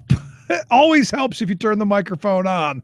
Anyway, it's Our Future Friday, and as always, great to have our friend Isaiah Poole, online editor over at the Campaign for America's Future. Isaiah, thanks for being here. Thanks. Very much appreciated. Hope everybody stuck with you through the few seconds there. Happens. That's what happens when you forget to turn the microphone on. Oh yeah, there you go. So they saw me talking, and nothing was coming out. So there you go. I've had those days myself. I totally Today's understand. been one of those days for me. I mean, I'm fixated on the pizza woman. $750,000 for just saying something stupid. That just blows my mind. Anyway, we got to talk about how we move the country forward. Where's the future? Where are we going? How do we create jobs, rebuild our infrastructure? And for the past couple of days, we've been talking about this new study put out by the good folks at the Center for Effective Government and the Institute for Policy Studies, saying that we could create upwards of 1.8 million jobs if we just tax these 26 multinational thieves that are hoarding tons of money offshore. Are we in agreement with that? Oh, I'm absolutely in agreement with that. I posted a post on the blog on our blog at ourfuture.org about that. It's a fantastic report. It makes the same argument that we have been making for the last few months, which is that the sort of corporate tax holiday that the Obama administration has gotten behind, and some of the Democrats and Republicans in Congress have gotten behind, is really an awful idea. It rewards corporations for essentially tax dodging. You know, they've taken money, they've funneled it through offshore subsidiaries, so they won't have to pay the corporate tax rate. And as a result of that, we don't have the money in the Treasury that or at least the claim is that we don't have the money in our treasury. Actually, I think the money is available. We're just not taxing it appropriately. Right. And what we really need to do is tax the money appropriately. Everybody, it's the last, it's the first week of April. So if you haven't filed your taxes yet, you're going to file your taxes, and you're going to be filing your taxes with the knowledge that you are more than likely paying a much higher percentage of your income in taxes as these 26 corporations in the report. People like ExxonMobil, Chevron, Verizon, Comcast, Apple. They're paying much less of their earnings in taxes than you are. That's an outrage. And if they're paying anything at all, I mean, that's If the they're thing paying that was anything at shocking all. to me, how many of them are, one, aren't paying anything, and two, we're actually paying. Yeah, we end up having to bear the burden. Now, one of the things, and this was something I noticed in the Washington Post today, in fact, one of the consequences of the federal government not having enough money in its highway trust fund to support these interstate projects, and not just interstate projects, but projects that are sort of major projects that get people on major roads or major transit systems. The states are having to raise gasoline taxes and sales taxes and other sorts of things. I mean, that's how, and the burden is not being equally distributed. Right. But shouldn't we be looking at, honestly, looking at raising the gas taxes, not on the state levels, but on the federal level, to bring in because you want to make sure that it's broadly shared by everyone on a certain level. And we haven't raised gas taxes in this country in years, even though fuel efficiency has really gone up. We Outside haven't of raised the gas tax since 1993. If the gas tax had been just simply kept pace with inflation, it would be around 26, 27, 28 cents now, instead of the 18.4 cents that it is. And I'd be okay with that as long as my front end didn't constantly have to be readjusted, and I didn't have to get new tires all the time because everything's out of alignment and wearing wrong. I think a lot of people would see the value in roads that don't beat you up as you're getting to work. I just spent about $300 on a new set of 4 tires. I'm about next week to spend probably about another couple of $100 on a new front end alignment. So, I've more, it would be better for me to have paid, a few pennies more and not have to have those expenses happen so often. Yeah, but would be better? It would actually be better though to get these 26 freeloaders, to get them to chip in first, and then we'll subsidize what else needs to be done. Well, the point I made in my piece was that, first of all, even with an increase in the gasoline tax, it's really only going to be that's the short-term solution. And we would readily embrace that as the short-term solution if we were not in a dysfunctional Congress. But the long-term solution is that we really have to overhaul the tax code so that these corporations pay their fair share. We're going to look at some alternatives to the gasoline tax, mainly because of, Tesla is an exotic vehicle today, but it won't be an exotic vehicle 10 years from now. There will be hydrogen fueled vehicles on the road probably. Who knows what other technology will be coming down the pipeline that won't depend on gasoline. We need to welcome these technologies into the marketplace because they're going to help us save our planet, for one thing. Well, why we want to do that? We like the fact that California we're going to have a huge refugee problem from the West Coast. We're thrilled about that. And maybe if we pass this, when you have to, the price of your lettuce starts to double because they don't have water. Yeah, we were just talking about this the other day. How much water it takes to produce one head of lettuce is like a gallon of water or something. And almonds, I think, were like 3 gallons of water or some obscene amount. And it's just amazing to me. Yeah, and a lot of it, if you buy a carton of almond milk, which is something I happen to love, by the way, I mean, you're really doing you're really putting a hurting on that water supply by increasing the demand for things like almonds like that. Yeah.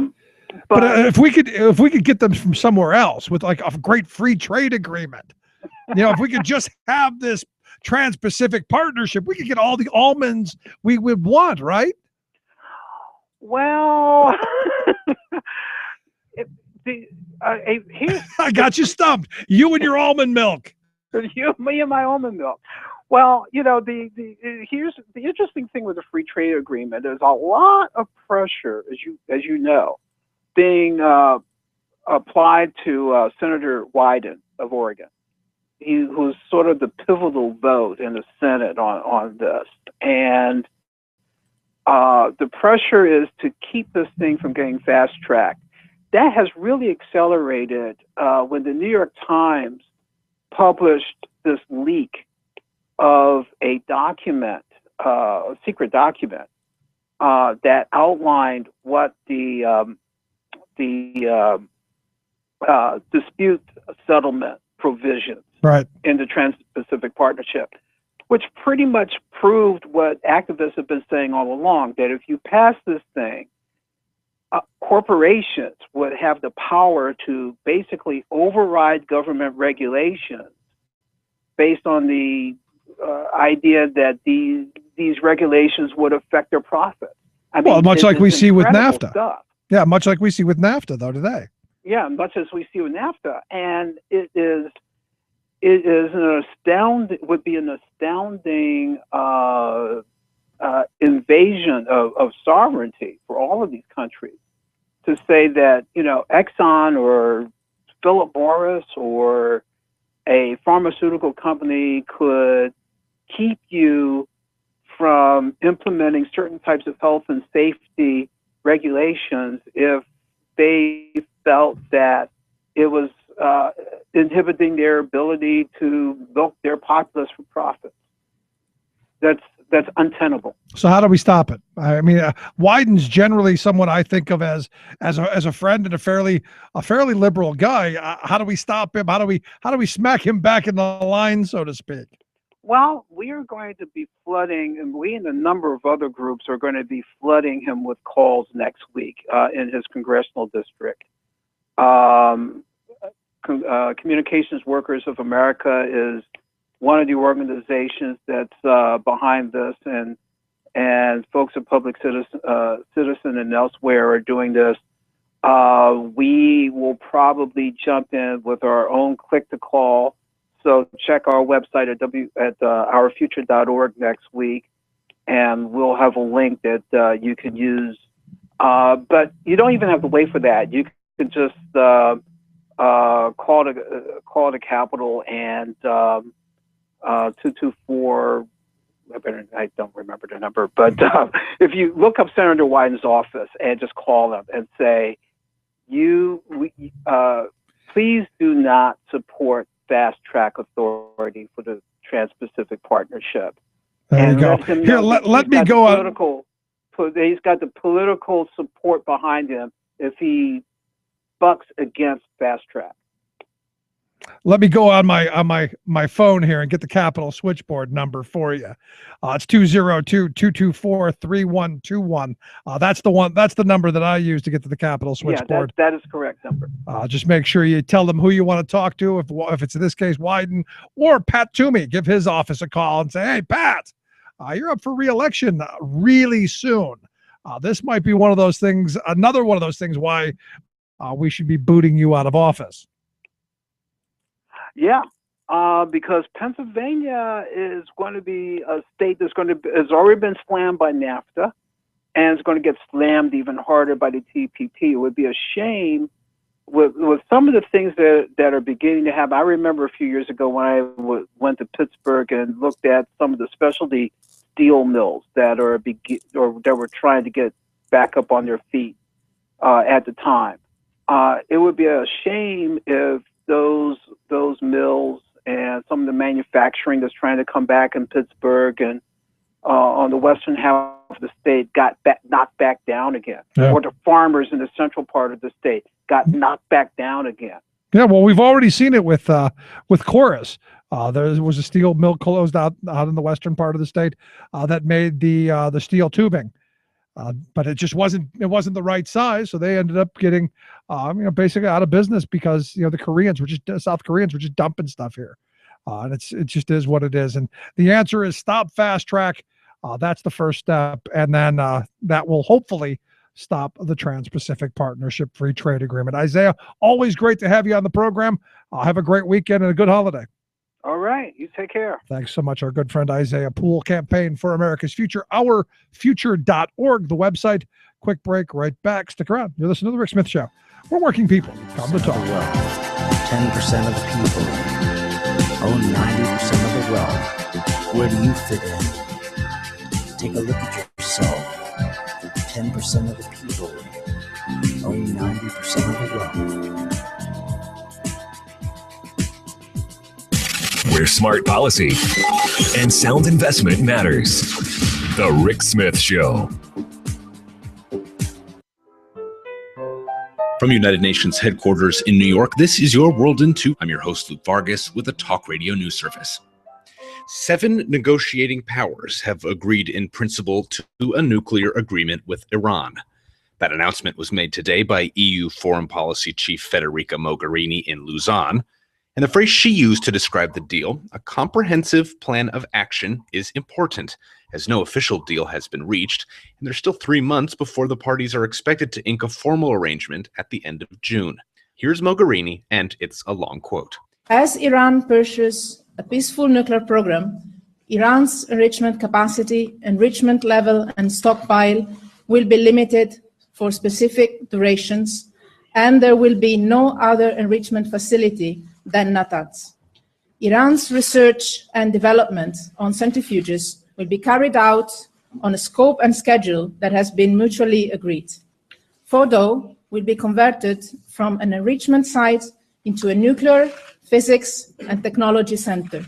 To recap and add some key details, Iran will cut its number of active uranium centrifuges by 2/3 for the next decade and concentrate all enrichment at one facility. No new facilities can be built for 15 years.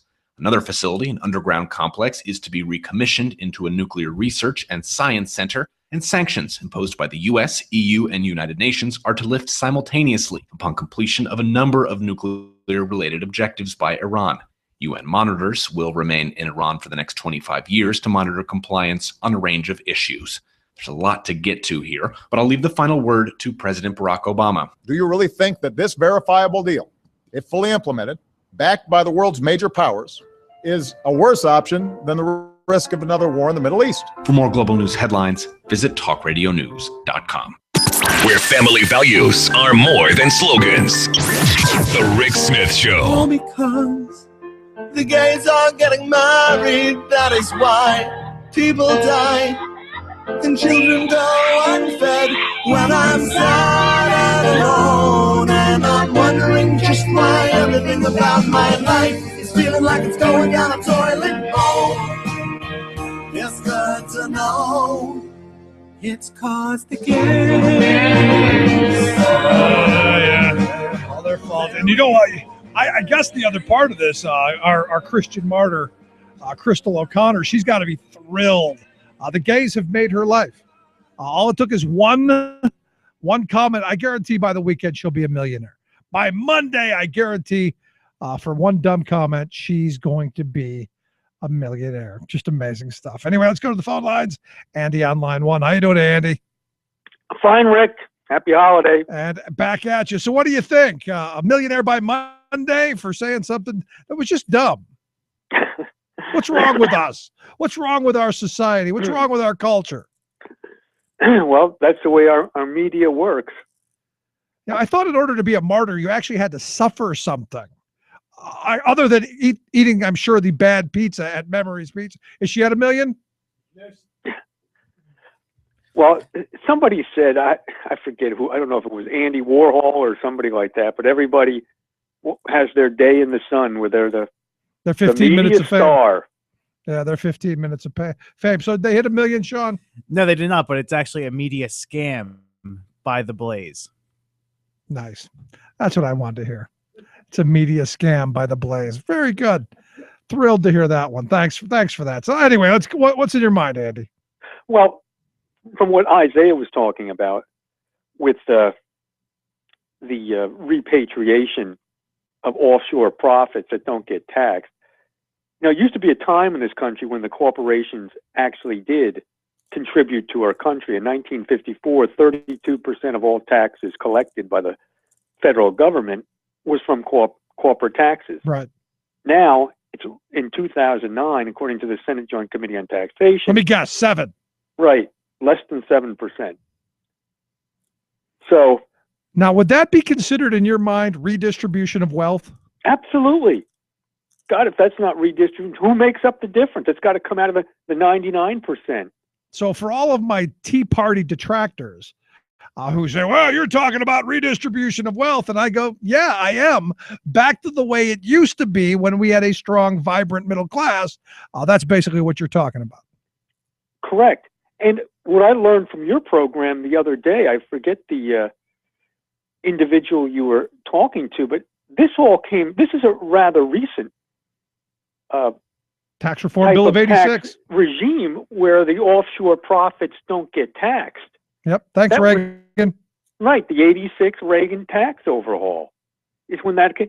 So we are leading the race to the bottom for neoliberal policies. And this is upsetting the EU countries because, of course, their corporations want the same deal. And my understanding is this is the only country, we're the only country that has this neoliberal policy. No, and look, the corporatists, the people, these 26 multinationals, they're the ones leading this charge all around the world because, and we've seen these quotes in the past. I mean, one of the more famous ones, the guy who was the CEO of Dow Chemical said, I don't want any allegiance to any country. I just want to operate in all of these different countries free of any home country and screw the U.S., basically. We just want to make as much money as we can for us and screw society is basically what he was saying. They want it all. They want it all. It's never good enough. You know that. Well, I mean, the CEO of Caterpillar actually admitted that to the New York Times when he was asked how much profit is enough. He was quite honest. You got to give him credit. At least he was honest. He said it's never going to be enough. We can never make enough profit. Right. They'll just gorge themselves. You give them an inch, they'll take a mile. They want it all. So if you look at supply side voodoo Reaganomics, who said eventually they've got to get fat and happy enough that something spills out of their pocket and trickles down on the rest of us, we now realize, or we should realize, it's all bunk. Mm-hmm. So what's it going to take, Andy? What's it going to take for us to wake up? Because the sad reality is our corporate-controlled media keeps feeding us this more tax breaks for rich people will create jobs nonsense. More bad free trade deals is going to create jobs, even though we know neither of those actually works.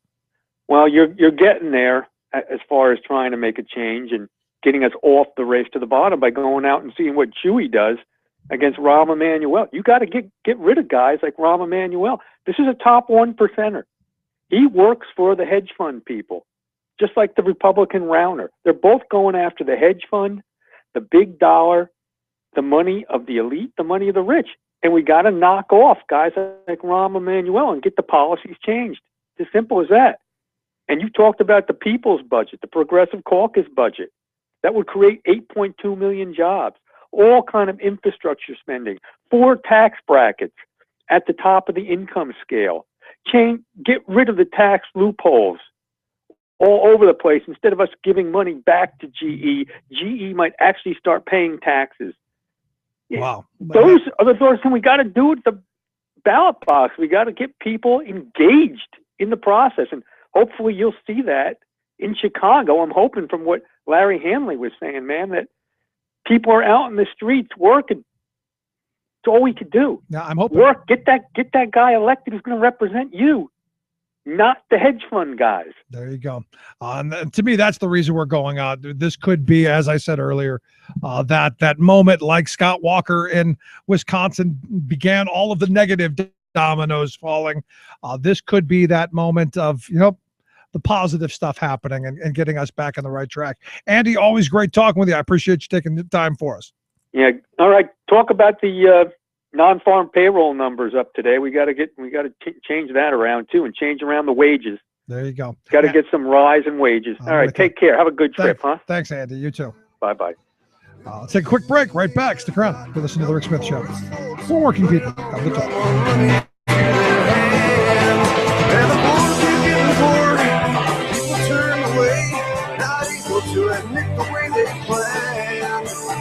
Taking all the soul away from everything they grew. They can't handle it, so it's just Uncovering the con and conservatism. Rick Smith. You're listening to The Rick Smith Show. For more information, go to thericksmithshow.com. If you've missed any portion of the program, you can download the podcast at thericksmithshow.com. You're listening to WIN, Workers Independent News, a production of Diversified Media Enterprises. I'm Doug Cunningham. More than 500 airport service workers are on strike in Philadelphia. They're striking over low wages and unfair labor practices at Prospect Aviation Services and Prime Flight Airline Services. SEIU 32BJ says these workers have been organizing for higher wages and better treatment on the job for 3 years. But despite that, and despite a city vote that extended the city's $10.88 an hour minimum wage to airport workers, these workers are still waiting for decent wages. Striking baggage handlers, skycaps, wheelchair agents, and cabin cleaners make as little as $7.25 an hour. We do not want to strike. My members, they don't want to strike. The last thing they want to do, but we're so frustrated that we just feel like there's nothing left for us to do. SEIU 721 union steward Tim Butcher. Butcher says the approximately 10,000 Los Angeles city workers represented by SEIU are taking a strike authorization vote after many months of unfruitful bargaining over a new labor contract. Butcher says city services have been cut so dramatically that the city workers who are left can't keep up with the work. Butcher says city workers want to restore city services, but the city won't budge in the negotiations that have gone on now for 9 months. Butcher says the city needs to stop siphoning off millions of dollars to Wall Street banks and restore city services by hiring enough staff to provide those services. We have tried to work with the city in good faith, and we've shown many times during the recession, during our last contract, we came to the city and gave up things, tens, even hundreds of millions of dollars for the city. And our frustration is that, we want to work with the city and they are not moving. For the International Association of Machinists and Aerospace Workers, a good trade deal, unlike the current proposed TPP, is a deal that's good for working people, where labor has a seat at the table and negotiations are transparent. Owen Hernstad is chief of staff for the IAM. First and foremost, there has to be transparency on the negotiations so that the public understands what's being negotiated and why it's being negotiated. We need to make sure also that labor is at the table. And it's not just labor is at the table, but that other groups from civil society are actually at the table too. Hernstad says hundreds of thousands of U.S. manufacturing jobs have been lost in NAFTA-style trade deals over the last 25 years, and we should not repeat that mistake in the 21st century. A 21st century trade agreement should work for everyone, and the only way for it to work for everyone is if we move away from the old NAFTA model that hasn't worked, and we look at new models that are not based on purely corporate investments in other countries, but that are based on improving living standards for folks that live in all of the signatory countries. You've been listening to WIN, Workers Independent News. For more information, visit laborradio.org. The man who sends the investor class diving for their tax shelters.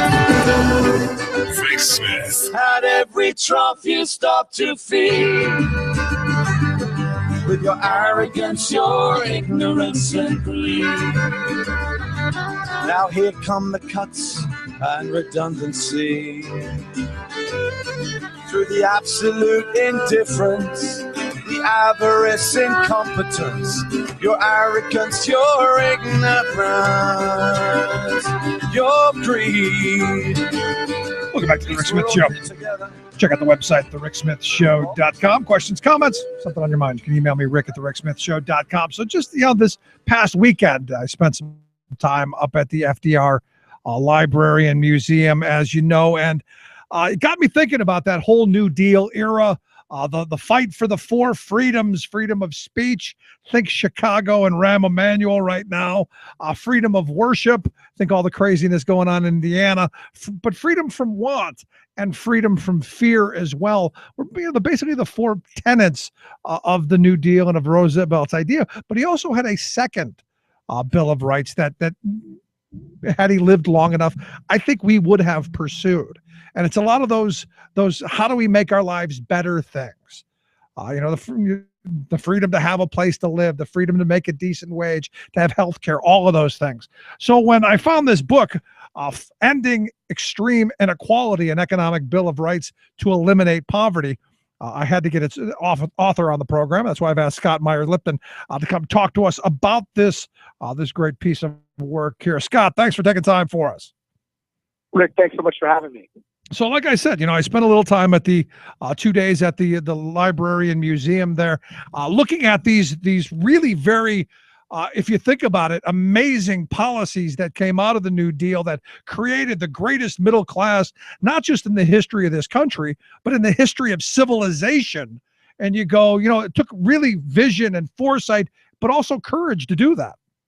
That's right. And I think it's a great place to start with the book, because really he's the one that put out this idea for a second Bill of Rights, an economic Bill of Rights. Listen, what FDR said was the way that capitalism has developed into the 20th century, now the 21st century, that we have our political rights, he would say, for the most part. And we could argue that back in the 40s and for African-American folks in particular and people of color. But he says the United States historically has done a fairly good job with political rights. It hasn't done a very good job with economic rights. And we need to have a new framework, he called, for this, a new social contract between the individual and the state, based on the idea that capitalism is, and he would say it does a lot of great things. You can't call really, Roosevelt a communist. He would say, look, capitalism unleashes creativity. It produces new technology, but it does have an underside, and it creates a lot of poverty and a lot of inequality in and of itself. And we have to have a reform to deal with that, and that's why he called for the Economic Bill of Rights. Right. I'm not an anti-capitalist. I'm a regulated capitalist. I'm a New Deal guy. You take the harsh edges off, and you help the folks who are left behind by it catch up. Right. I'm all in favor of that. And you don't and this is where I think we've lost this idea. We've let too few get way far ahead of the rest of us, basically leaving us in the distance. That's right. And I in my class, I'm a sociologist, and so, so it's not boring lecture after boring lecture. I try to do some fun, creative things. And one of the things I do is I have my students chant, USA, USA. And we all like doing that. We're Americans. We like to chant. And then I put in the refrain, USA, #1 in childhood poverty in the industrialized world. USA, #1 in income inequality in the industrialized world. USA, #1 in producing the greatest amount of low-wage work. Right now, 28% of all our workers are making poverty-level jobs. If you got that, you're going to have a lot of poverty. And then the last one, of course, is the #1 in wealth inequality as well. So we are #1, all right, but in many of the things that we don't want to be #1 in. Look, we accept some level of capital, or some level of inequality by living in a capital system and embracing all those good things. But just as you said, it has to be regulated. And the greatest reform that's been put forward, I believe, is this Rooseveltian, and really the other person, Martin Luther King, dedicated the last several years of his life to an economic Bill of Rights. If you look at the Poor People's Campaign that right before he was assassinated in Memphis, he was calling for the right to a job, the right to a living wage, and the right to housing. Those were his three demands as he was planning on coming to Washington. And of course, unfortunately, terribly was assassinated. But that vision has not died, and I and others are trying to bring it back to let this generation of people, we can actually have the vision that so many of us want, whether independent, Republican, or Democrat, that a country that it works for the middle of America, not just for the very elite at the top, 1%. Yeah, and for those who remember, Dr. King was murdered in Memphis while he was standing up for striking sanitation workers, who to this day, we had done our People's Tour for America Labor History Tour a couple of years back, and we went and we talked to those sanitation workers. They have no pension to this day, and in fact, just months before we showed up, one of the workers who was in his 70s died on the garbage truck because he couldn't retire. He didn't make enough and he didn't have enough money to retire. So he was in his 70s working on the same garbage truck. Powerful story. I just read an article that, and maybe we could talk about this. We talk about that second constitutional amendment, that idea for the right to a living wage. Because I just read that now that they're in their 80s and they were out for this April 15th upcoming protest for the Fight for 15, which is really important to bring up that bottom, whether it's in the work that I've personally been involved with the successful effort of a student-led project to raise the minimum wage in San Jose, California, the heart of Silicon Valley, from $8 to $10, which, by the way, passed with 60% of the vote, had widespread support of San Joseans, and that cut across political orientation, because people just buy into the idea that if you work hard, you should get a decent wage, and $8 was seen as unacceptable. So it was moved to 10. It's now 10.30, and now the neighboring cities are pushing that to 15. 2 cities already have done that: Mountain View, the home of Facebook, and the other one is Sunnyvale. I've gone on record now to go to 15 by 2018. So to bring up this bottom. So yeah, we have the benefits of capitalism, but we also have it so everyone, all boats rise, rather than the yachts just rising. Well, let me ask you this, Scott, because I'm a labor guy. I believe labor unions are part of the solution to this problem, and collective bargaining and organizing and having a voice on the job. And yes. And I think that's part of the solution to this. And I look at, you mentioned Facebook, where the Teamsters organized the bus drivers who have now seen their wages go significantly higher. I think that's part of this problem, which is why you're seeing so much effort by the Republicans and the radical fringe of the Republican Party really focused on destroying workers' rights to organize and have that voice on the job. Yeah, I think that, what's interesting about, if you go back to Roosevelt and the King and see their arguments around capitalism, both agreeing not enough jobs and not providing adequate income, of too many of these jobs paying poverty wages. But what we've seen in the last 35 years is exactly what you talked about. One, the globalization and the offshoring of our jobs, of our labor union middle wage jobs to offshore. Second, tax policies changed in favor of the 1%. Just one example, I provide many in my book, but the capital gains tax, reducing it from 35% to 15%. So now you got, Warren Buffett saying, I pay more taxes, or my secretary pays more tax than I do percentage-wise, and that's unjust. Right. The unions have been weakened, as you said.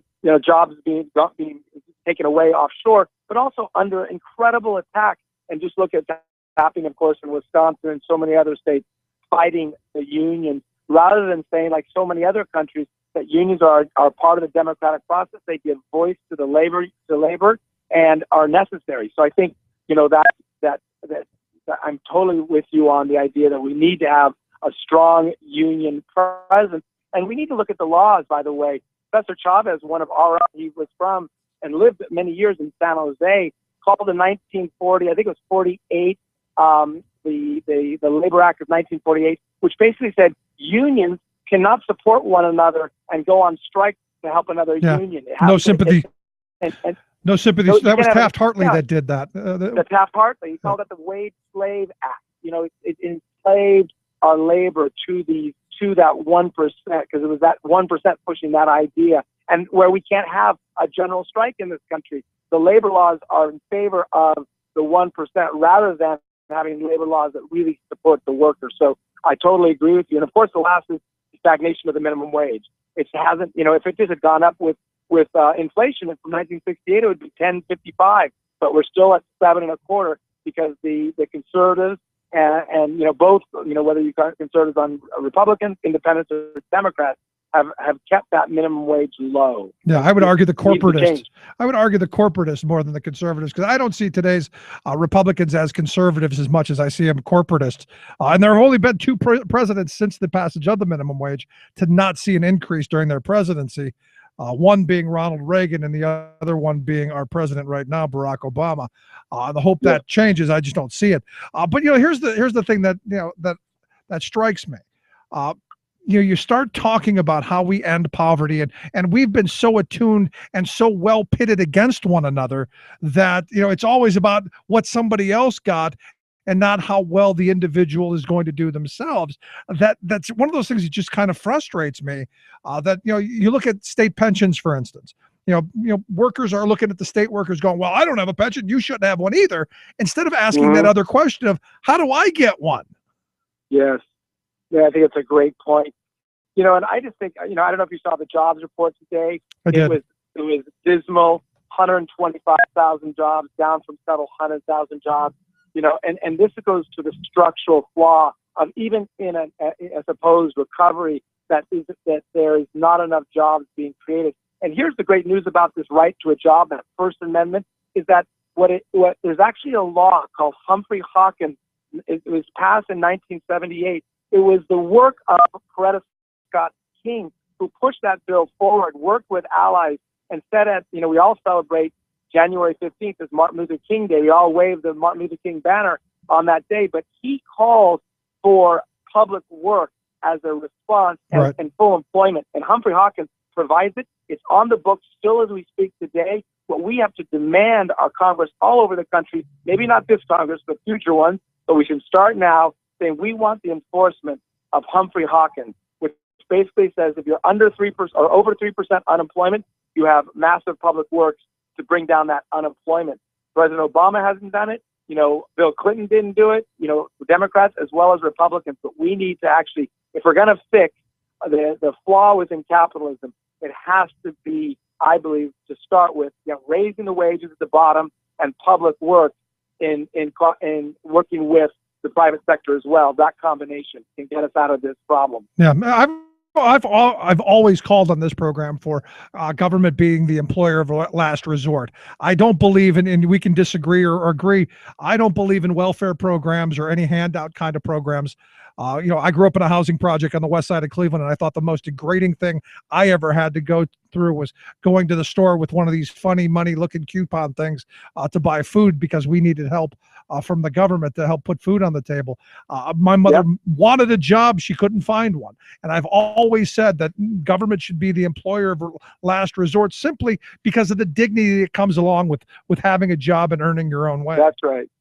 And I think that, just so you know, I think while the people on television might critique it and say it's horrible, if you look at the record, President Reagan, the founder of modern-day conservatism, came out and said, I'm against welfare. By the way, Roosevelt was against what he called the dole. He did not like welfare. But I am for Ronald Wilson Reagan said, I am for public work. And so I have this vision. Let's go to the President Reagan airport in front of there and read what Reagan said about public work, which was, my dad got jobs through public work. It rebuilt my city where he came from in the Midwest. And I'm opposed to welfare, but I'm for public work. I think that has the electrifying possibility of bringing the right and the left together in a way that we could actually not just eliminate poverty, but rebuild our middle class, which has been hollowed out these last 30 years. That sounds like a fantastic idea. The book, of course, called Ending Extreme Inequality, an Economic Bill of Rights to Eliminate Poverty, written by Scott Myers-Lipton. I've got a link at thericksmithshow.com. It'll take you right to Scott's website. The website, his personal website, myers-lipton.com. We've got a link right there at thericksmithshow.com. Last question I want to ask you about is, some of these ideas, the idea of the right to an education, the right to housing, the right to health care. Do you see us moving in those directions? Or do you see us, as I do, moving kind of in the other direction, especially on the education front? Yeah, I think the indicators are we're moving the other direction, but this is what what we're going to do in San Jose. There's a coalition meeting right now in San Jose after I spoke at a large conference, and they're choosing one of these ideas from those first 3 or 4 chapters to focus on. And just like we did minimum wage in San Jose, we have to show that we can bring people together kind of under a common banner under economic rights. And I'll give you one example on the right to education. One thing that is shown and that is agreed by most everyone, class size reduction increases student engagement, student learning. Both left and right can get behind that idea of reducing class size. We'll never get to the right answer as long as we have 30 plus students in our classrooms, which is what it is on many of our high school and our elementary schools around the country. That's something that we could get behind. Class size reduction. It's shown to be successful. There are many ideas like that that can bring, I believe, left and right together to fight for an economic Bill of Rights. Yeah, I mean, give me the classes that Rahm Emanuel sends his kids to, or the president sends his kids That's to. right. 8-10 kids to a class maximum, and none of this idiotic high-stakes standardized tests. That's right. We want the same. We want the same education that the children of the elite are getting. We, the regular folks, we want that same education. Well, nothing different. We don't want it better. We want the same. If they can have it, we can have it too. And that's what really democracy is all about. There you go. Again, the book, Ending Extreme Inequality, written by Scott Myers-Lipton. We've got a link at thericksmithshow.com. Also, myers-lipton.com is his website if you want to check out a little bit more. Scott, great talking with you. Great piece of work here. A vision that I think the Democratic Party and some forward-thinking Republicans, I think, could surely learn from. Thanks so much. Appreciate it, Rick. Thanks for having me on. All righty. Going to take a quick break. Back with your thoughts. 1-888-520-RICK. 1-888-520-7425. This is The Rick Smith Show, where working people come to talk. We gotta get old tonight. We gotta do it today. No more madness and fury. No more misery. We gotta get old tonight. You're listening to The Rick Smith Show. I'm Rick Smith, and this is Labor History in 2. On this day in labor history, the year was 2008. At 8:48 in the morning, America Transair Flight 4586 touched down in Phoenix, Arizona. The flight had been delayed 2 hours before taking off in Honolulu. As the passengers departed the plane, few likely realized that they would be the last passengers ever to fly ATA. The company had filed bankruptcy and closed its doors. Thousands of passengers holding ATA tickets had to scramble to make new travel plans. More than 2,000 workers were out of a job. ATA had already filed bankruptcy 3 years earlier. They emerged from bankruptcy briefly when an expected contract to fly charter flights for military personnel fell through. The airline could not weather the storm. At its peak, ATA was the 10th largest airline in the United States. Its story was not unique, as many airlines went through bankruptcy since the dawn of the new century. The airlines have used actual bankruptcies and threatened bankruptcies to gain drastic concessions from their unionized workers. As part of the bankruptcy process, these airlines have laid off tens of thousands of employees, slashed pensions, and rolled back benefits. The mantra from management was that to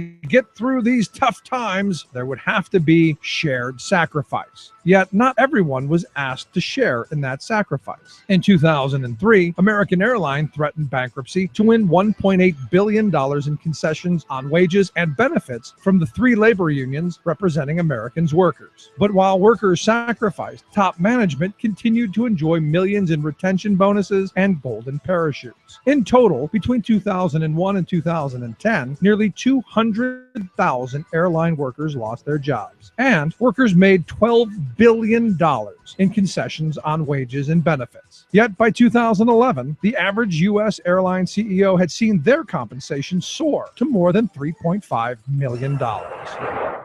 Tales of American Political History with Clinton Porter Hackney. We've been talking about the military plane crash near Waycross, Georgia, that created America's state secrets doctrine. That it took 163 years to establish the doctrine makes this case a clear marker along our path to becoming the world's most powerful nation and how that has changed things. After the Supreme Court ruled in favor of the Air Force, the widows of the crash accepted a $170,000 settlement. But the irony in the case came when the investigation files were declassified in 1996. The documents revealed little about the electronics tests that had prevented disclosure earlier. and did show that the Air Force was negligent in allowing the plane to fly. In today's world of terrorism, the secrets doctrine is asserted often, but the declassified documents of the B-29 crash show that the case that gave birth to the doctrine also showed the doctrine's potential for abuse. This is Clinton Porter Hackney at cphackney.com. Chances are, when you took a shower this morning, an AFSCME member made sure that water was clean. When you drove to work, an AFSCME member maintained the road. When you rode an elevator, an AFSCME member inspected it. I'm David Philman, Executive Director of AFSCME Council 13, the American Federation of State, County, and Municipal Employees. AFSCME members enforce regulations, keep prisoners behind bars, take care of patients, protect the environment, and more.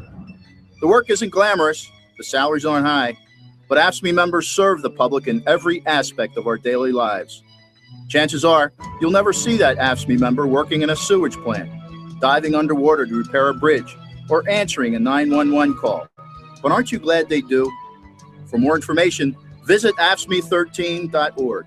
We are AFSCME.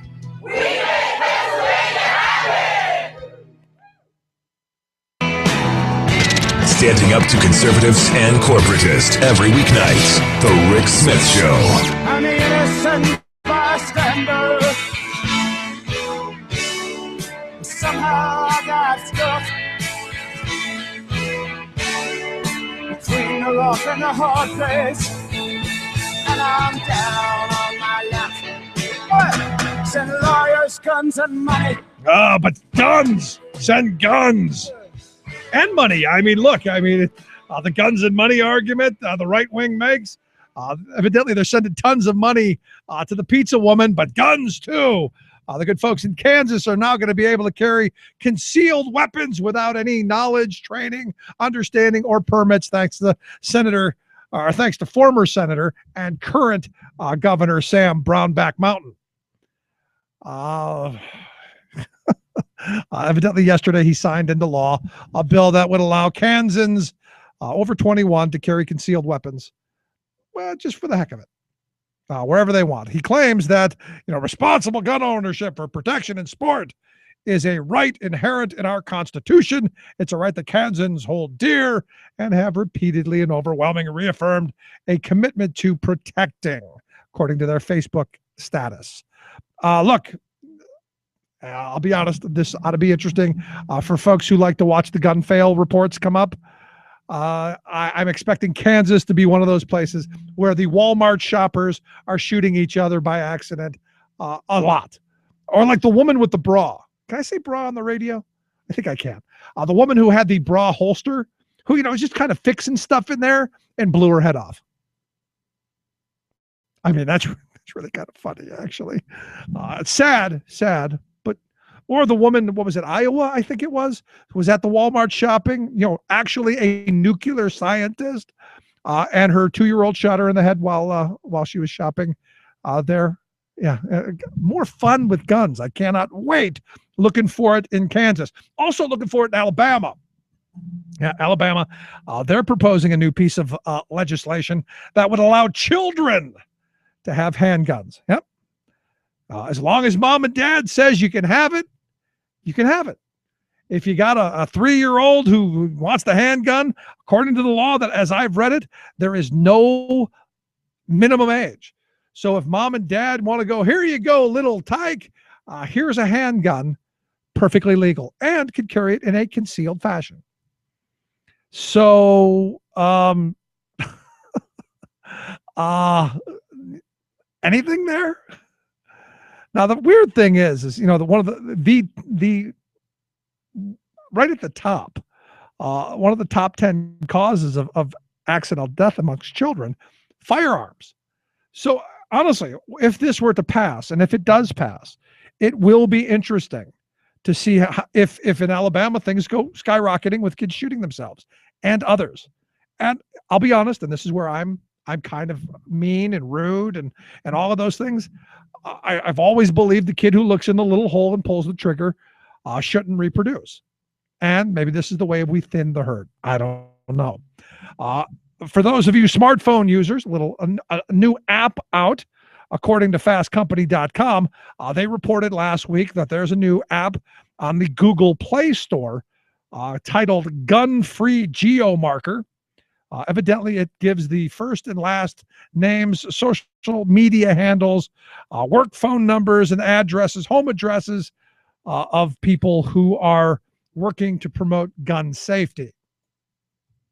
Kind of makes you think about that whole harassment thing. And you got to kind of wonder, is this the abortion clinic mentality of, here, go get them? Kind of makes me wonder, though. Evidently, there's only been one person whose name and full address has been put forth. And he was the guy who released the Gun-Free app. And the Gun-Free app basically says local municipalities can list where there might be a chance of there being guns in the area. Like if a Taco Bell allows guns in there, you could put it right up there on the site. So people who don't want to be around guns, they can find their places. What's on your mind? When are we going to label these people terrorists? I mean, like, you think about it, you got these conservatives out here. They're creating this app that to go after people who are gun control advocates, someone who they disagree with, for the thing of making them scared and shutting them up. Now, it might not be terrorism where we're killing people or you have Muslims flying airplanes. Well, maybe. Look at the abortion clinics. Yeah. But the freak out that happens whenever you call these people terrorists, like right-wing conservative terrorists, the right goes nuts over it. And the thing is there's a Supreme Court case right now going on where a guy was put in jail for, graphically describing how he was going to stab his wife. So the question then becomes, are these online threats, are these at some point going to be taken seriously and we start locking people up? And that's kind of the thing that's interesting to me. I'd love to hear your thoughts, your questions, your comments. You can email me, rick@thericksmithshow.com. Quick break, right back after this. Stick around. We want the world and we want it now. We're going to take it anyhow. We want the airwaves. Not right wing, just right. The Rick Smith Show. Stay alive. We're in an historic drought, and that demands unprecedented action. First ever mandatory water restrictions announced in drought-stricken California. You can tell people not to water the lawn and don't wash the car, but 80% of the usage is agricultural. But no cuts for the state's powerful agriculture industry. Another offshore drilling tragedy in the Gulf of Mexico. Plus, the Senate Energy and Natural Resources Committee heard warnings today that a coal-burning society may be making things hot for itself. 35 years ago this week, even Walter Cronkite warned us about global warming. And that's the way it was. All of those stories and more straight ahead. From BradBlog.com, I'm Brad Friedman. And I'm Desi Doyen. Stand by for 6 minutes of independent green news, politics, analysis, and snarky comment. It's going to affect golf courses, people's lawns, universities, campuses, all sorts of institutions. But not farmers or frackers. Am I right, Governor Brown? This is your Green News Report.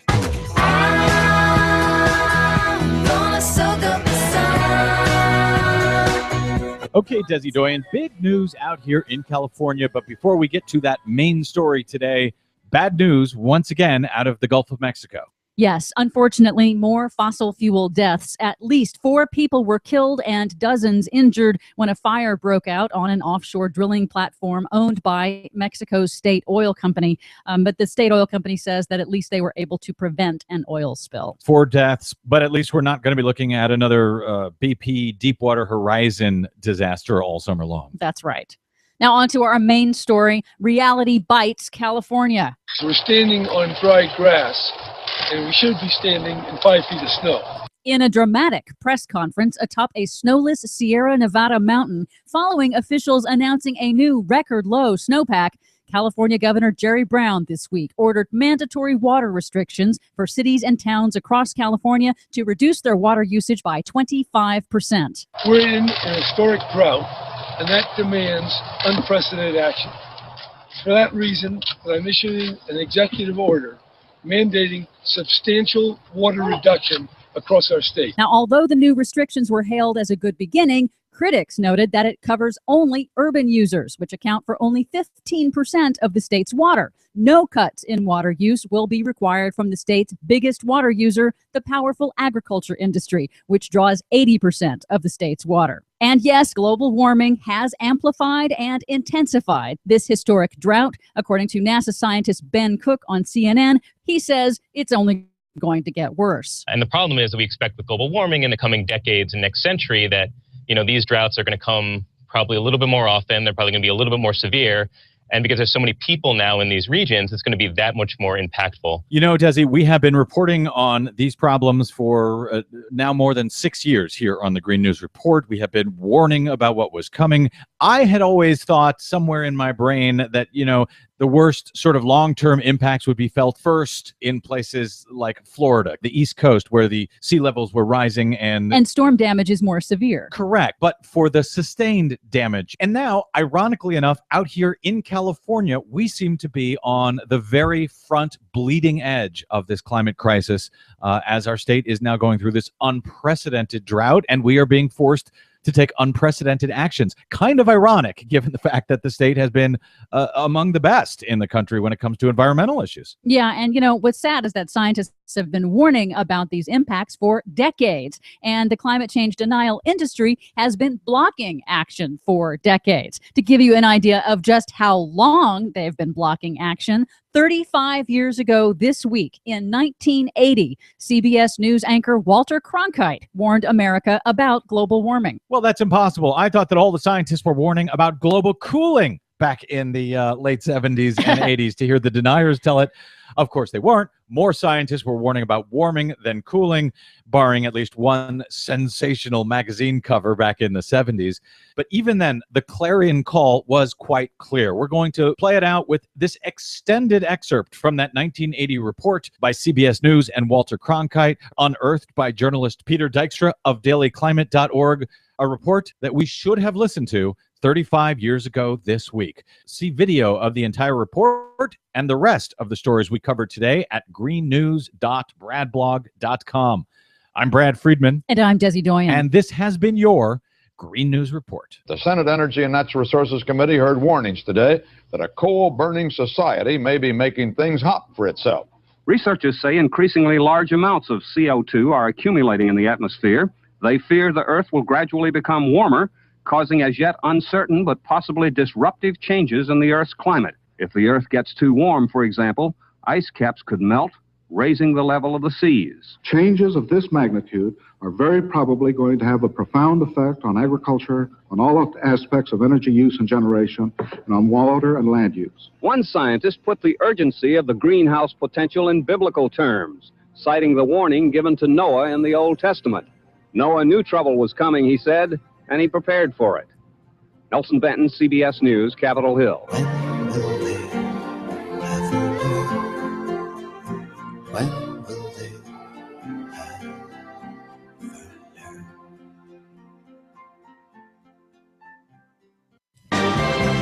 The most important issues of the day. This is the Rick Smith Show.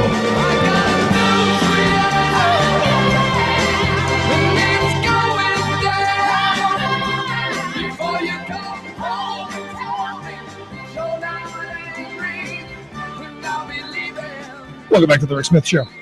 Check out the website, thericksmithshow.com. Questions, comments, something on your mind, you can email me, rick at thericksmithshow.com. So the big story, I got an email from Dan who, yesterday we talked about Memories Pizza. Well, Dan points out, he says, not sure if you saw this, but Memories Pizza, Christian martyr, Crystal O'Connor cashing in big time as of 11:40 this morning. The fundraiser to save Christians from the gays hit $546,000 and counting. Like you said, ask someone to help a homeless person or fund a school, nothing. You're right, Dan. I appreciate it. What's interesting to me, though, Dan, is no one's talking about the real issue anymore. So I'm sure Governor Pence there in Indiana, very happy that we Americans fairly easily distracted. Anyway, here to talk about what's going on here and around the world, we've got Victoria Jones, Talk Radio News Service. Victoria, thanks for taking time for us. Thank you very much. So, I look at this Christian martyr story, which is just kind of amazing to me that $500,000 raised off of this. It's just amazing to me. I guess everybody loves a martyr, and it's Easter. Yeah, it's just Maybe that's it. Just nuts to me. Just because it's not like that around the rest of the world. They just don't give free money out to people who say dumb things. It's been fascinating. I mean, equally fascinating. I don't know if you went to the website, which they did not own themselves, and which was bought up by some entrepreneur who had a little bit of fun with HTTP, whatever the name is of the pizzaplace.com. It's not www, it's just http:// and then the name of the pizza place. Right. It is very funny. A little bit rude, but very, very funny. I will most certainly have to check that out, and I'll take a look at it. But what's amazing to me is you've got these different politicians. I look at Huckabee, who came out and said the gay community is not going to be happy until there are no more churches. So the gays don't like church. Apparently, I mean, there is a certain amount of generalization in this whole debate, which doesn't serve anybody since all week have been members of the business community. Right. I mean, because why would you want to faction off any part of business? I mean, you want people coming and spending your money. That's what it's about. Right. You want people spending money. You want people doing business. You want people getting on with it. And I think the writing was on the wall with a lot of the tech companies and the NCAA. But I mean, they didn't take Angie's List or Yelp seriously, which they should have done. They should have taken a lot of these tech companies seriously. And then when Walmart actually weighed in very early on this, they weighed in last week. But when they weighed in again this week, it's got to be like having elephant heads on your pillow. It's something. It's got to be something, especially for Huckabee there in his home state of Arkansas. Yeah. And speaking of Arkansas, Tom Cotton, the freshman senator, managed to double down on it when he was asked on CNN about this, about the religious freedom measures. He said it was important to have a sense of perspective about priorities. He said in Iran, they hang you for being gay. And is he advocating for doing that here? Because I know I think the message was just be thankful. Okay. Because I know in California, isn't it that they want to start putting people in firing squads? In California, they've got this item on the ballot. I can't remember the details. That is another one you got to go and look up. They want to do the most extraordinary things to them, and they've discovered, although they've desperately tried to find a way to legally get this thing taken off the ballot, that they cannot. No, I'm all in favor of finding out who the crazy people are. I want to know what percentage of us are insane. Do you really? I think there's a sadistic part of me that does. I've years ago I had a friend who grew up during the 50s and 60s in the South. And as a black guy in the South, it was not a great time. But he said, look, at least back then I knew who my friends were and I knew who the people who hated me are. He said, this day, I can look at this guy smiling at me and I know he can't stand me for anything. But because society has said he's got to be nice to me, he is. Well, I had a black friend who grew up in the South, and he said, I feel like I know where, this is an older guy, that I know where I am growing up in the South. I felt less comfortable up north. Yeah. Where people would smile at you. He said, but I never knew what they were really thinking. Down here, out in the open, I know where I stand. Yep, and that's basically what this guy was saying as well. You knew who your friends were and you knew who they weren't. And this is where I kind of keep going with this. Maybe we need to be finding out who these people are and disassociating with them. But the Cotton thing is interesting to me because he actually spun that around to actually go after the president over the deal with Iran, which I think it's interesting that he's going after Iran for the defending gays, and then going after the president for us coming to some kind of agreement. And I understand that's what happened yesterday. We agreed to make an agreement. Yes, we agreed. This was a framework agreement. It is, I won't call it tentative, that's the wrong word, but it's a framework. It's a preliminary deal. It's a deal to make a deal with a deadline of June the 30th. Let's put it that way.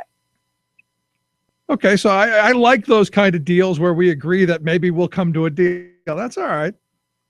The Republicans not thrilled, though, right?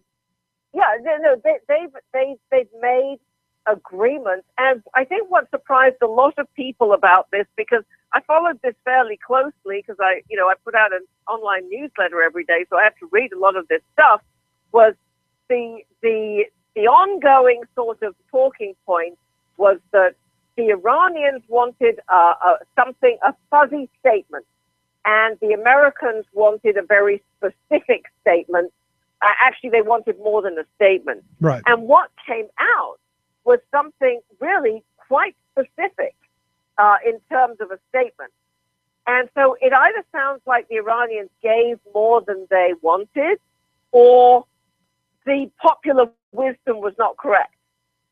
Or we put out, or there was a statement that we put out that was a little more glowing than maybe it should have been. That's possible. Now, although, I mean, Kerry, Secretary of State, and Javad Zarif, the Foreign Minister of Iran, they came out together. I mean, they both looked absolutely exhausted after pulling an all-nighter Wednesday into Thursday. I don't know how they did that at their age. They're not spring chickens, but they managed. They were determined. That's why they were determined. They put this out. They put this thing out together, and then moments later, Obama pops out into the Rose Garden. He let them have he didn't steal their thunder. They went first. Right. So they did agree on the statement. Well, to me, that's good news. I mean, I'm sure the McCains of the world and the warmongers, they're not thrilled because we're not going to start bombing immediately. But I think it's a step in the right direction. Well, the Republican caucus generally, and many members of the Democratic caucus are very suspicious of this deal. Israel is furious with the deal. Many Gulf states are very worried because they feel that lifting the sanctions is going to empower Iran to get its economy back in order, and they don't want to see a resurgent Iran. So, in fact, President Obama has invited Saudi Arabia and a number of the Gulf states to come to Camp David later in the spring to talk about Iran and the whole Middle East mess. So a lot of people are worried about this.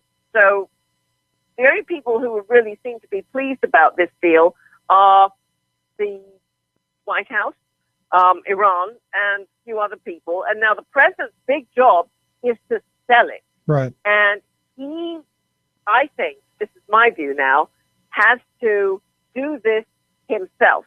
He can't just say, okay, I went out in the Rose Garden, I gave a speech, now it's up to Josh Earnest in the White House press briefing room, which is what happened with Obamacare, and that didn't work. Right. No, I mean, look, the devil's always in the details. But the thing is I think I would prefer to see the Iranian economy kind of recover so that the crazies don't really take over,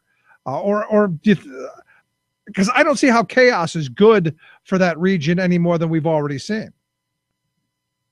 Right. Yeah, so, all right. Well, we'll see what comes out in the next couple of days and the next weeks and months as the details come out and we find out where things are going. So there you go. We're going to know more. I agree. We're going to know more details in the next few days too. Yeah, I'm of the mindset if we can get out of bombing something and still keep Iran from a nuclear weapon, I think that's a step in the right direction. Just my off the cuff thought. Let's You're move. not with John Bolton then? Yeah, no, I'm definitely not. The guy who said we could blow the top 10 floors off the UN. Yeah. Yeah, no. So let's move on. Job numbers, not good. Not a good day for job numbers. It was not a good month. The economists, I think Bloomberg spoke to about 86 economists. Their average prediction was 245,000, and that was down from 288,000 in February. In fact, we got 126,000 jobs in March, which nobody is admitting is good. Even the White House is spinning it, but it's not good. and the unemployment rate stayed at 5.5%. The general consensus is that, yeah, the economy's stumbling through a slower, fast quarter, but a lot of this has to do with really bad winter weather that even limped into March. Any revision, possibility of a revision next month upward? That's possible. Yeah, That's quite possible, yeah. But I saw the numbers and go, wow, that's one, not good, and two, that breaks the 13 consecutive months with job growth over 200,000 jobs. Yeah, it really does. Now, payrolls rose 264,000 in February compared with an earlier estimate of 295. So they were revised down. January's gain was also revised down. So generally, this whole first quarter is a little softer than the last 4 quarters. Well, even the fourth quarter wasn't as strong as the first 3 quarters. Right. So there's a little bit of softening. That doesn't mean it's going to continue. It was a very tough winter. There were days in some parts of the country, as you know, where people couldn't go out of the house. No, yeah. I mean, look at Boston. I mean, look at my house. My wife didn't leave for a couple of weeks when it was real bad. So there you go. Next month, hopefully better. What's going on with the Secret Service? I mean, what kind of insanity are we seeing there? I see something about the Homeland Security Secretary calling the House Oversight Chair. Well, this is fascinating because the House Oversight Chair, Jason Chaffetz, and this is the new one, he replaced Darrell Issa. Chaffetz is a Republican from Utah. He has really been going after the Secret Service, particularly after the guy went over the fence and made it into the White House. And then, of course, you had these 2 Secret Service agents who may or may not have been drunk and who drove up to the White House in early March and sort of drove right next to what they thought at that time, or people thought at that time, was a bomb, because there was a bomb investigation, and knocked over a barricade. This was late at night. Anyway, Chaffetz is investigating all this, and it turns out that there's reports that Secret Service employees, and if they did this, it's a bit naughty, may have circulated personnel information revealing that Chaffetz had once been rejected for a job at the Secret Service. And they've been circulating funny posters of him and things like this around the agency, making fun of him. Well, this came out yesterday, and there's a huge fuss about it. So Homeland Security Secretary Jay Johnson had to call to personally apologize to him. But don't you think that's something that we should know? I mean, if as you're pointing out, if Mr. Chaffetz is going after this agency with this kind of venom, couldn't this be kind of a personal vendetta thing? It could be a personal vendetta thing. That's possible, that he was thwarted. I mean, he says that he's admitted, yes, I was turned down for a job. He says he was in his mid-30s when he didn't make it to the interview stage, by the way. He said he thinks he was turned down because he was in his mid-30s. He was perceived as being too old. I won't be intimidated, but I'm sure that's what it's intended to do, Chaffetz told the Washington Post. So then he should be one of those great champions against age discrimination. I would hope. I'm all for that. Yeah, because I'm not getting any younger. I'm with you. And finally, so a guy 30 years in jail for on death row for something he didn't do, getting out today, huh? Ray Hinton, 58, released this morning from the Jefferson County Jail in Birmingham, Alabama. Thank you, Lord. Thank you, Jesus, his sister said. I shouldn't have sat on death row for 30 years, Hinton told reporters. All they had to do was test the gun. Crime scene bullets were the only evidence that linked him to the crime. Prosecutors said this week the modern forensic methods did not show the fatal bullets came from a revolver in Hinton's home or even from the same gun. So the thing was, the Supreme Court ruled last year that he had inadequate counsel, sent the case back for a second trial. Prosecutors were preparing for a retrial, but they decided to dismiss the case following the testing on the bullets. Well, the thing is, his attorney and director of the Alabama-based Equal Justice Initiative, who's had the case for 16 years, has been pressing the state for years to retest the gun, and officials have refused. And now, Hinton's defense lawyer at the first trial wrongly thought he had only $1,000 to hire a ballistics expert to try to rebut the prosecution's testimony about the bullets. So we hired the only person willing to take the job for that money, even though we had concerns about whether the person was any good. At the time, the jurors laughed as the defense expert struggled to answer questions on cross-examination. Oh, jeez. And that's the thing I keep telling people, these death cases, it could be any one of us. And if you don't have the resources, you could find yourself in situations like this or worse, where they could have put the needle in your arm or the bullet in your chest or dropped the cyanide tablet into the solution, and it's all over. That's exactly what Brian Stevenson, his lawyer, said today. He said he was convicted because he was poor. One of my main reasons for being against the death penalty. Victoria, appreciate you taking time for us.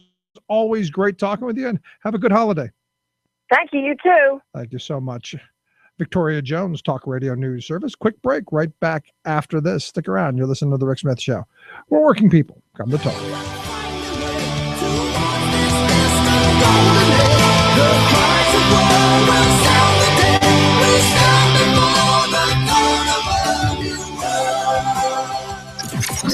Radio of, for, and by we the working people. The Rick Smith Show. When you get fed up with all the greed and narcissism that seems to rule our country, a good way to restore your faith in humankind is to reflect on the generosity of Ron Reed, the philanthropist of Dummerston, Vermont. Mr. Reed was not a splashy, self-celebrating David Koch, Michael Dell, Richard DeVos type, whose altruism is dependent on how prominently their names are displayed on the facilities they endow. In fact, no one in Dummerston had a clue that Ronald James Reed was a man of wealth, much less a benefactor, until he died at age 92. Known around town as Ron, he was a quiet, unassuming, hard-working, and well-liked fellow who spent 25 years as a gas station employee, then 17 more as a janitor at the local JCPenney store. He drove a second-hand Yaris, gathered and cut down limbs for firewood, used safety pins to hold his well-worn coat together, and hated seeing anything go to waste. Some knew that Mr. Reed enjoyed collecting stamps and that he often checked out books from the local library. It was only after his death, however, that the town learned about another little hobby he enjoyed, picking stocks and making small investments. Turns out he was very, very good at it, which is how he was able to become a philanthropist. This February, local folks were astonished and delighted to learn that their modest neighbor had bequeathed $1.2 million to their library, the largest gift in its 129 years, doubling its endowment. He also gave $4.8 million to the area's hospital, the largest bequest it ever received. This is Jim Hightower saying he didn't even wait around for a public thank you, much less demand that he get tax write-offs and have his name engraved on the library facade. Mr. Ron Reed is an exemplar philanthropist, a genuine altruist who invested in the future of the common good. Hightower's commentaries are brought to you by the Hightower Lowdown, the monthly newsletter with Hightower's populist take on what the powers that be are up to. Find out more at hightowerlowdown.org. Your proud defender of the working class majority, Rick Smith.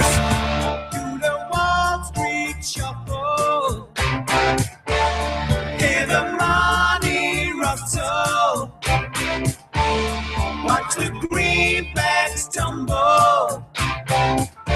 Welcome back to the Rick Smith Show. Bill sent me an email during the break. A conversation with Victoria there about what's going on in Iran. He sent me an article from Juan Cole, who answers the question, what would a war with Iran cost? And I've said, look, I've had a number of military experts say, if you think Iraq was bad, if you think Afghanistan was bad, start bombing Iran. You think Afghanistan and Iraq were bad, start bombing Iran. Those two will look like a walk in the park. And Juan Cole is kind of taking on that. And he says, look, casualties from a strike on the nuclear plant there, you would lose hundreds of thousands, evidently, of folks. They say likely U.S. troop death, about 15,000. Likely U.S. troop lightly injured number, about 270,000. The number of likely U.S. troops seriously wounded, Juan Cole puts at about 90,000.